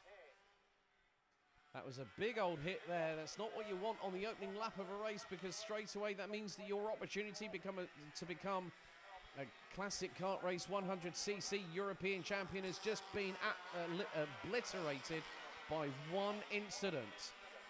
Keep your eye, though, on Vojens Motorsport Arena, who is now up into third place. Third place from the back of the grid, from the outside of the inside of row number 6. Vojens Motorsport Arena in the number 55 is up to P3, and we're only on lap number 2. So drama with the big incident. It was Stift-Ibsen. Oh, and it was Paul Larsen. Ardenbrink might have been involved and caught up in the crossfire.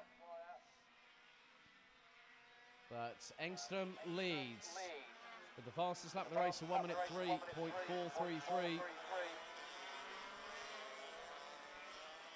it's the number 100 of Jimmy Fredslund Ibsen. Vojens Motorsport Arena in third, Michael Edelhardt in fourth, Mikael Alm in fifth. Oh, bit sideways there by the number 40. Don't want to get that kart having a tank slapper when you're trying to bury the throttle. But Kim Engström is leading by nearly 0.7 of a second.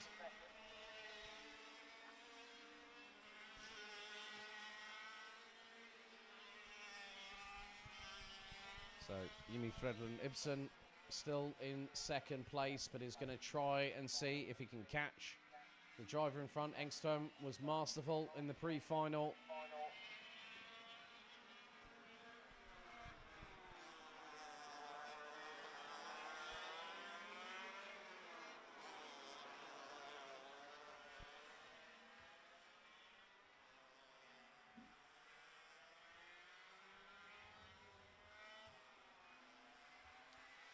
And unfortunately, well,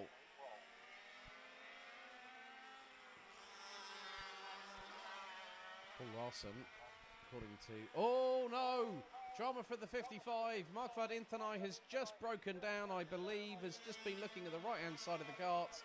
And that is a podium out of his reach. And now we've had to change what has effectively become third place, because Mikael Alm from Sweden has just got through on Michael Edelhardt in the number 40. So Vojens Motorsport Arena will not be seeing any trophies, I'm afraid. He's running comfortably, but it's going to be this battle at the front end of the field we're going to have to concentrate on.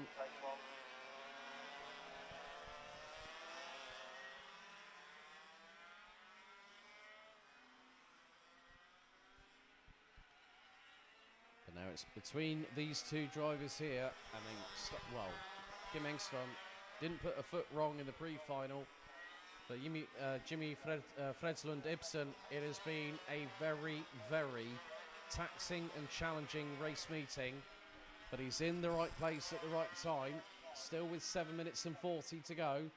It's been a very, very busy couple of days for all our competitors here at the Classic Kart Race 100cc European Grand Prix. So tiredness, fatigue can sometimes factor in at the moment when you don't want to, and you're going to need that adrenaline surge coursing through your veins to just push beyond the limits of exhaustion and just try and get yourself through, as we've got a little bit of a battle here. This is Edelhardt versus Anderson. This is for fourth place. And whilst they are battling away, Mikael Alm has literally checked out into the distance. He's about 2.3 seconds up the road. Adjustments being made by Engström and Fredlund Ibsen as they come across the line to complete another lap. Gap was 1.1 seconds, still remains at 1.1 seconds, with 6 3/4 minutes still to go on the timer. Kim Engström still making it nice and easy, just controlling the kart in the right way, not taking any adverse risks, not braking too late, rotating the kart onto the apex, sometimes not taking too much curb either. We'll try and avoid that. And then sweep the kart out wide through the corners, accelerate when you're about 60% of the way through the corner to maximise the traction on the rear axle. But there is a really interesting battle that's now starting to showcase itself from 4th to 6th position. And that is Ole Andersen, who's currently in 4th place, ahead of Michael Edelhardt and Kasper Jeppesen. Jeppesen started last on the grid, now is up to P6. So a 3-kart race over what will be 4th position. Still 5.5 minutes left to go in this race, and Kim Engström again puts down another marker for Jimmy Fredslund Ibsen to chase. A 1 minute .717 for Engström, with Fredslund Ibsen a 1 minute .813 second lap time.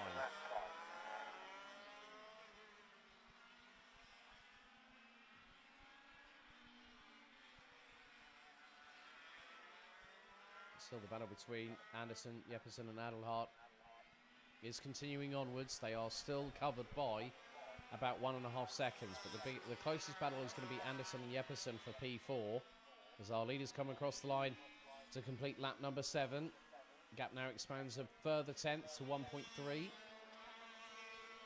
So far we've had Vojens Motorsport Arena, Paul Larsen and Kim Stift Ibsen after that big incident on the opening lap, going over the crest, which goes down the dip into the left-hander here at the circuit. Now we could have a change. There is an overtake happening, and that is the 141 of Kasper Jeppesen on Ole Andersen and the number 61. That is the change for 4th position. And now Michael Edelhardt is a little bit further back. Last time around was about 2 seconds adrift. Still the differential between the top two remains at about 1.3 seconds. Seems like the majority of the battling here will be between Anderson and Jeppesen for 4th place, as they find themselves about 6.2 seconds off of the podium.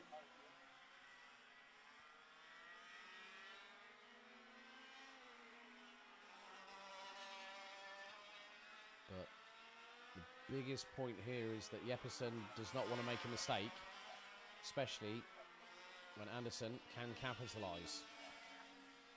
And now they cross the line. Jeppesen is 20 seconds behind the leader.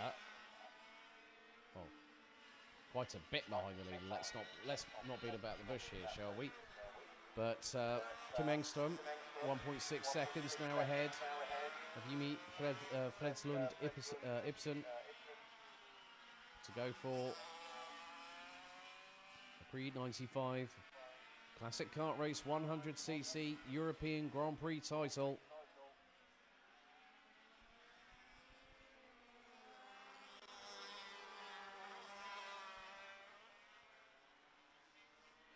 And Engström still just putting in the laps like a metronome, just keeping it where he needs to.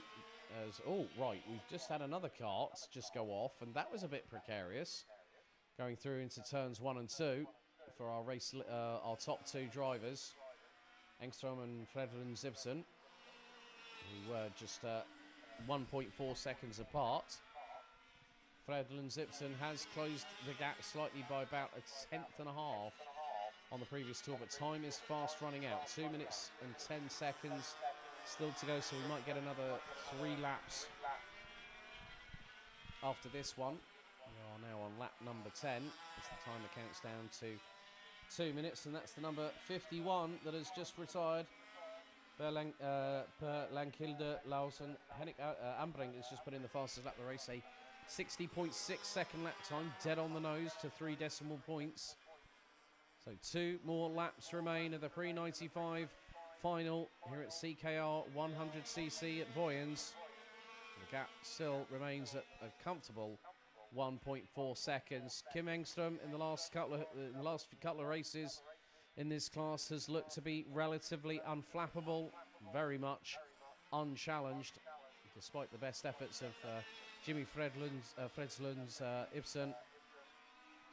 In the latter stages of this race weekend, we still have the big finale to come, folks, because Prix 2000 and Prix 2000 Plus will close out the show here at the Classic Kart Race 100cc European Grand Prix for this season.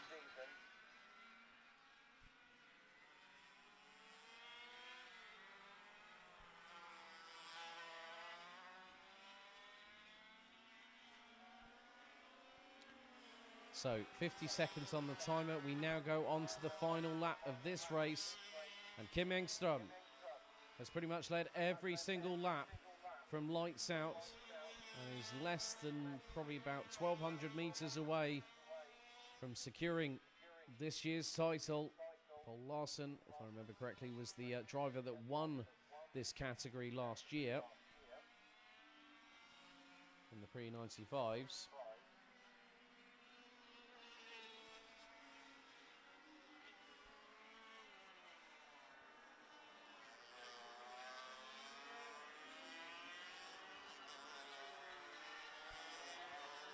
So timer now starts counting down. Gap between first and second position now just over 2 seconds. Timer hits 0. Next time around it will be their last lap of this weekend.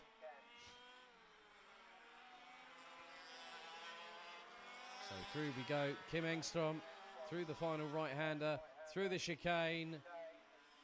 And that is it. He celebrates in jubilation, does Kim Engström, who picks up the Classic Kart Race 100cc European Grand Prix Prix 95 title here in this wonderful Saturday afternoon sunshine here in Denmark. Jimmy Fredslund Ibsen takes second, and one of the 2 Swedes makes it through to the top 3. Mikael Alm takes 3rd position. Henrik Anbrink takes 4th ahead of Ollie Anderson, and it was next to nothing between the pair. It was just about 1/10.5 as as we're just waiting for a couple of other drivers possibly to cross the stripe. Kasper Jeppesen yet to do so at the minute, and also Anders Ole Egerbart might not have got to the end of this race, but there are your provisional results. Kim Engström now takes the title away from Poul Larsen, who unfortunately, through the incident with Kim Stift-Ipsen, retired from the race on the opening lap. And folks, after this, we have the big one. It's Prix 2000 and Prix 2000 Plus coming up next. The 15-minute finale to close out the CKR 100cc European Grand Prix here at Vojens Motorsport Arena in Denmark.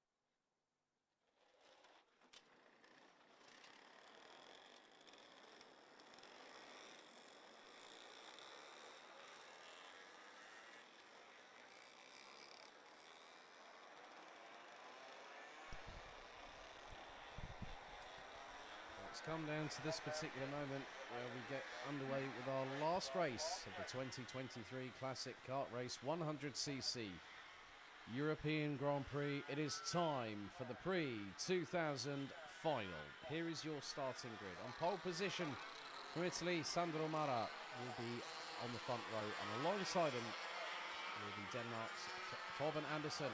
Robert Schlunsen, defending champion, will be on the inside of row 2. Joining him will be one of the drivers under his team at Årets competition, Bennett Arends, who earlier on today picked up the John Pizarro pole position award.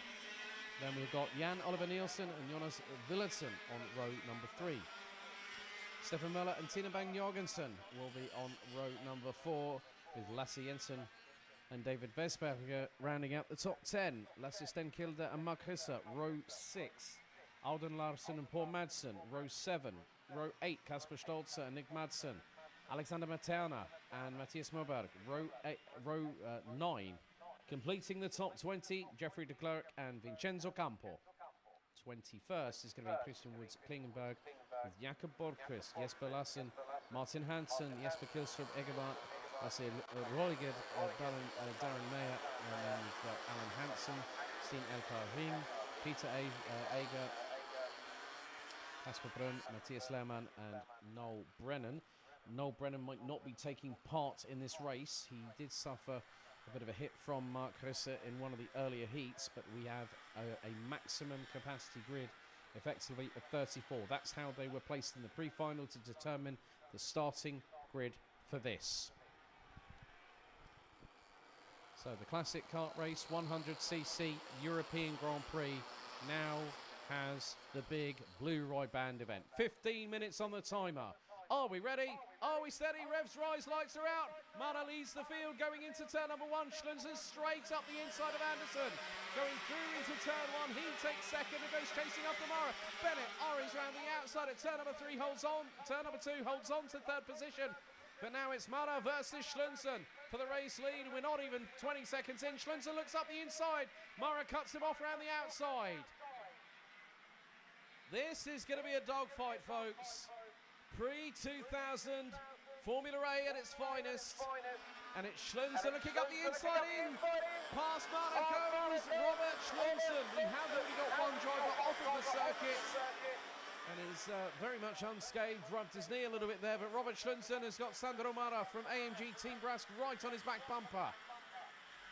Schlunsen is a very wily driver when it comes to karting, so is Sandro Mara. He has a lot of experience as the Italian, but they've got to watch out for the young charging German from behind the 227 on the Tony Kart, Bennett Arends. Schlunsen leads after lap 1. Second, it's Mara. Third, it's Arends at this moment.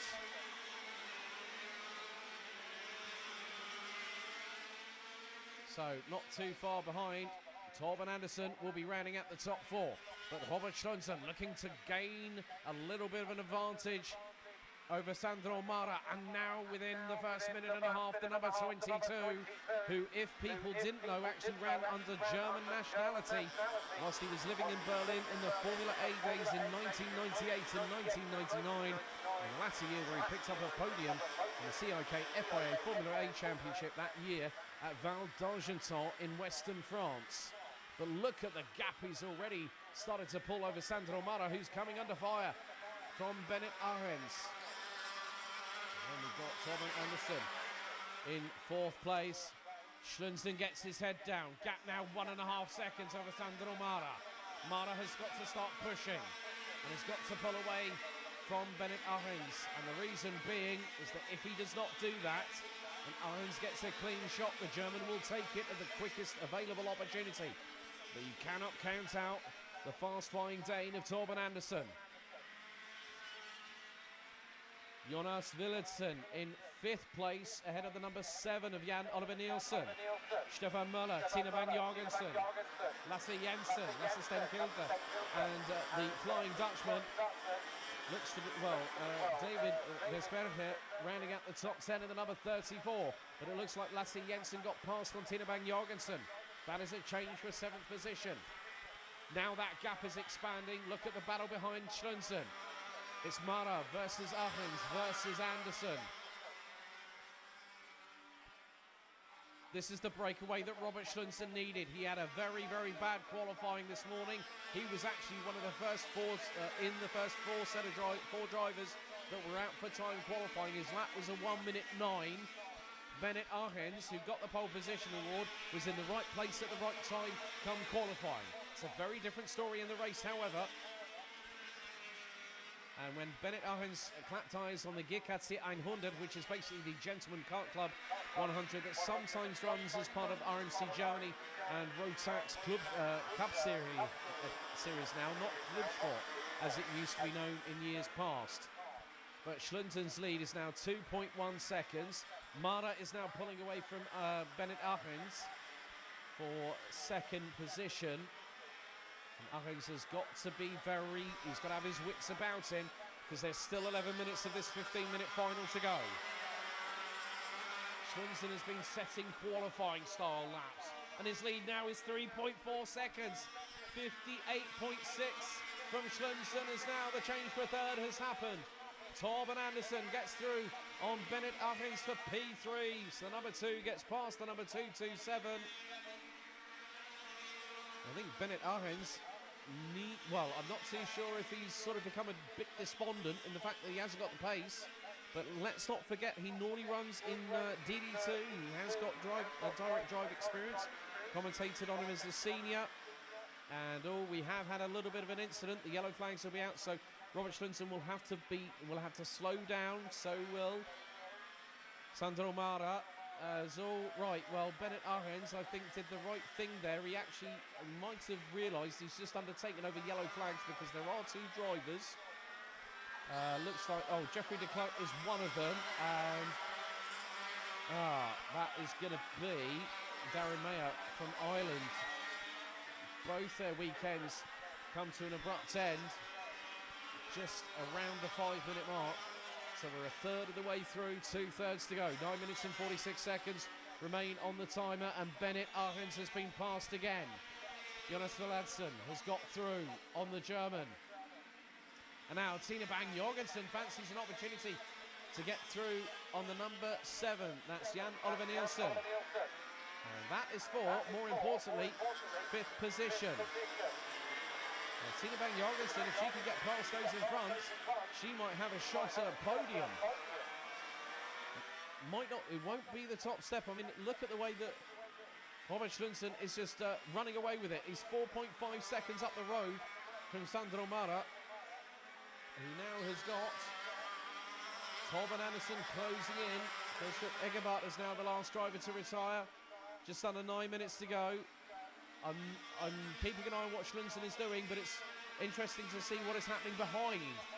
So you're seeing everyone from second backwards, which is going to be the more the interesting thing, because now Andersen is closing in on Sandro Mara for second place. That's quite crucial, and is swarming all over the back bumper of the Italian in the number 27 Team Brass Kart. It also has links, the Team Brass name actually has links to Formula 1. But Sandro Mara is doing a great job fending off Torben Andersen for that runner-up position.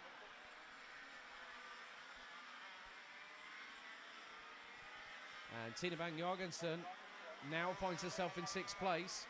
Next driver on her crosshairs, Germany's Bennett Arends, the number 227 Tony Kart. 30 seconds away from the halfway point of this 15-minute finale, and Robert Schlunzen has punched his clock-out ticket well and truly. 4.4 seconds, and now the change for second has happened. Torben Andersen now past Italy, Sandro Mara for second place, and now this fight could really intensify over the next 7 minutes and 40 seconds.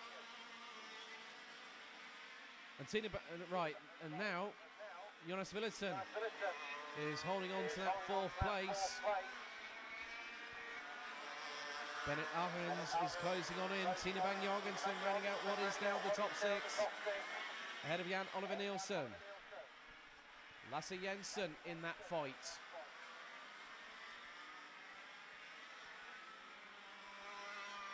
But one wrong move right now, as that was the longest look over his right shoulder I've ever seen from a driver.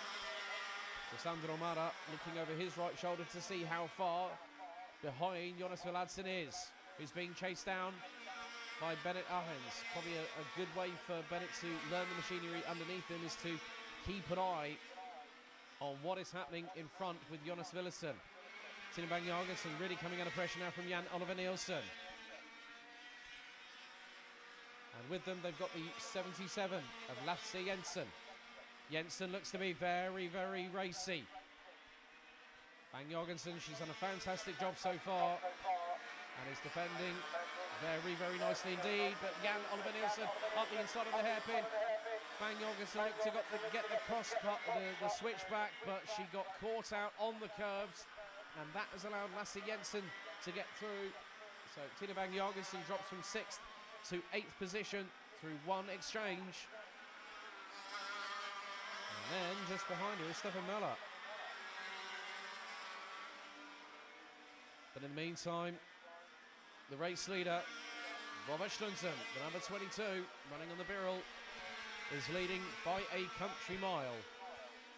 5.3 seconds.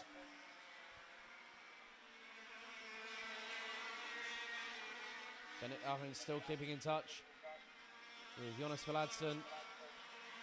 That's the battle for what is 4th on the road. And Sandro Mara looks to be losing a little bit, looks to be a little bit out of touch with Torben Andersen as the Dane has now started pulling away. But still a difficult qualifying session for Robert Schlunsen and Sandro Mara, but their experience speaks volumes, especially in this category. Bennett Arens now is closing in into the final right-hander on the number 15 of Villadsen. That's the battle for P4.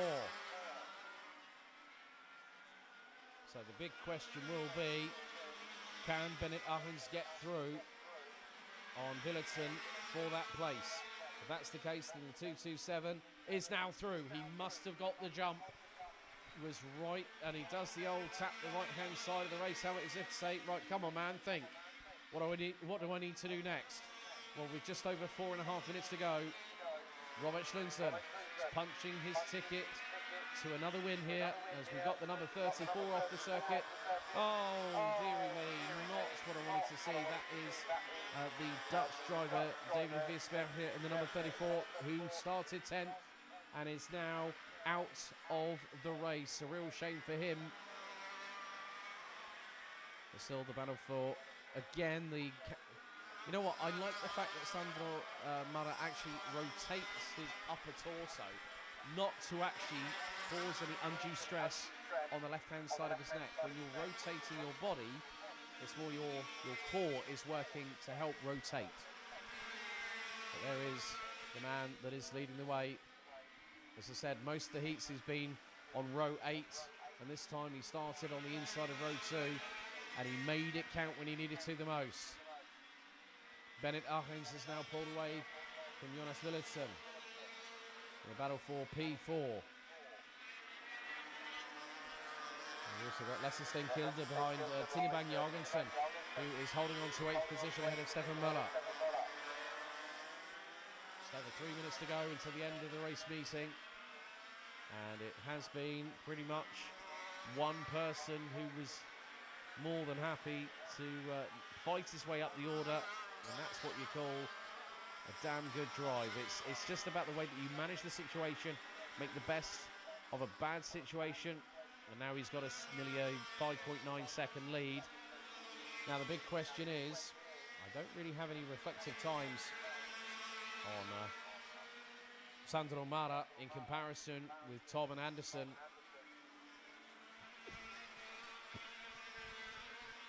Andersen currently running in the 59.2s, so I would imagine that Sandro Mara will be in on a similar pace. Robert Schlunsen is coming up to back marker traffic. So that could be very, very different indeed. Oh no! Bennett Arens' chance of an opportunity of being in the top 5. I think the engine might have just let go because he has just dropped out. There's a plume of smoke from the 227 Tony Kart. I wondered what was amiss when Bennett Arens, you can see that exhaust is belching out a bit more smoke than everything else. And Robert Schlunsen has just caught up to the number 84 of Elkaring, and has just managed to get through. Still has a 5.7 second lead. Knows that he can get through on the back markers. And then there's the number 23. He's just got through on Jesper Lassen. And we've got Tina Bang Jorgensen. Tina Bang Jorgensen is out of the race. She was running P7 and she is out on the exit of turn number 1 on the outskirts of the circuit. Disaster for Tina Bang Jorgensen. My heart goes out to her on that one. But Robert Schlunsen now will have 2 more laps to go. And still is running in the 59.4s, has kept the pace consistent, pulled a gap and then just put on the old cruise control. And another driver falling by the wayside. That looks to be the number 8. Well, it was either the number 6 or the number 8, possibly. It could be the number 9 of Lehrmann. But Schlunsen doing exactly what he needs to.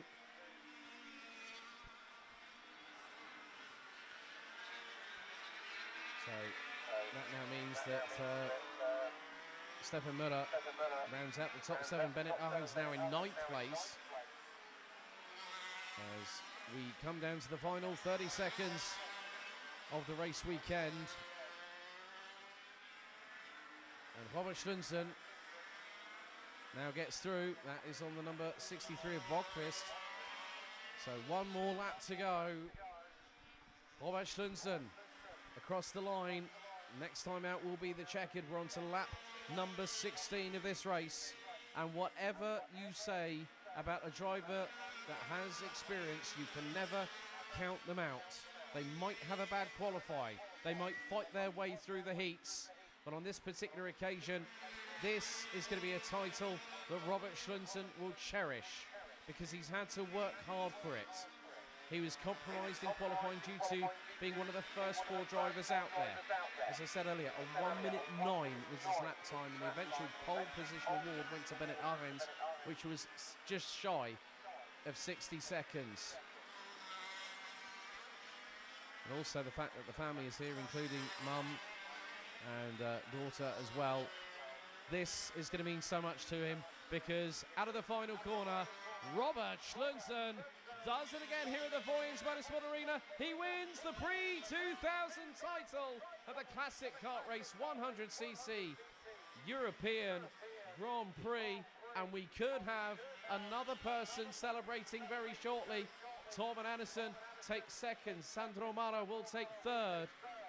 But across the line in 7th position, Stefan Müller takes the Prix 2000 Plus title by finishing in 7th position. And I have to give props to one of our stream team here, Mr. Daniel Lampman, who said, yeah, I know Robert's going to win. He called it. He called it. I was hoping for a little bit more fireworks. We did get some of that during the race, but Robert Schlunsen provisionally becomes your 2023 Classic Kart Race 100cc European champion, with Torben Andersen and Italy's Sandro Mara rounding out the provisional top 3. And with the likes of Jonas Willardsen finishing in 4th, Jan Oliver Nielsen, Lasse Jensen, Stefan Müller rounding out the top 7, and thereby provisionally becomes your Prix 2000 Plus champion. Bennett Arends in 8th, head of Lasse Stenkilde, Lasse Rodriguez, then Alan Hansen rounding out the top 11, Paul Madsen in 12th, head of Kasper Stolze, Orden Larsen. Alexander Materna becomes the runner-up in Prix 2000 Plus, all the way down in 15th position, with Peter Egger, Kasper Brunn and Christian Woods Klingenberg rounding out the top 3 of Prix 2000 Plus. 21 out of 34 drivers made it to the checkered after 15 laps. Well, 22 actually, when you look at the likes of Martin Hansen, Jakob Bogqvist, Jesper Lassen, Steen Elkaring. Tina Bang Jorgensen unfortunately retiring with 2 laps to go, along with Matthias Lehmann, David Vesbergen also retiring on lap 10. Matthias Moberg, Mark Risser, Jesper Kildstrup Egebart, Jeffrey de Klerk, Darren Meyer, Leif Sanon Pedersen, Vincenzo Campo, and also Nick Madsen and Noel Brennan not taking the start. But that concludes the 2023 Classic Kart Race 100cc European Grand Prix from the Vojens Motorsport Arena, which this weekend has celebrated its 60th anniversary as a staple and a backbone of Danish karting. We'd like to say everyone that's been watching the live stream since we started at 12 this afternoon, stay tuned for more interviews and inside behind the scenes here at Vojens Motorsport Arena. So thank you very much, Denmark. It's been a wonderful, wonderful event. And stay tuned for when the Classic Kart Race will return in 2024. A big thank you to everyone behind the scenes, from our camera team, our stream team, thanks to Camp Company, and Daniel and Steffi being behind the helm of that one. A big thank you to everyone behind the scenes that have made this work. A big thank you to the marshalling crew, to the organisation, to technical, scrutineering, timekeeping, and everybody else that has made this work. Thank you so much for watching. We will see you soon in 2024 as Vojens Motorsport Arena now goes kicking and screaming up the rev range into its 7th decade of operation. Thank you. Enjoy the rest of your weekend.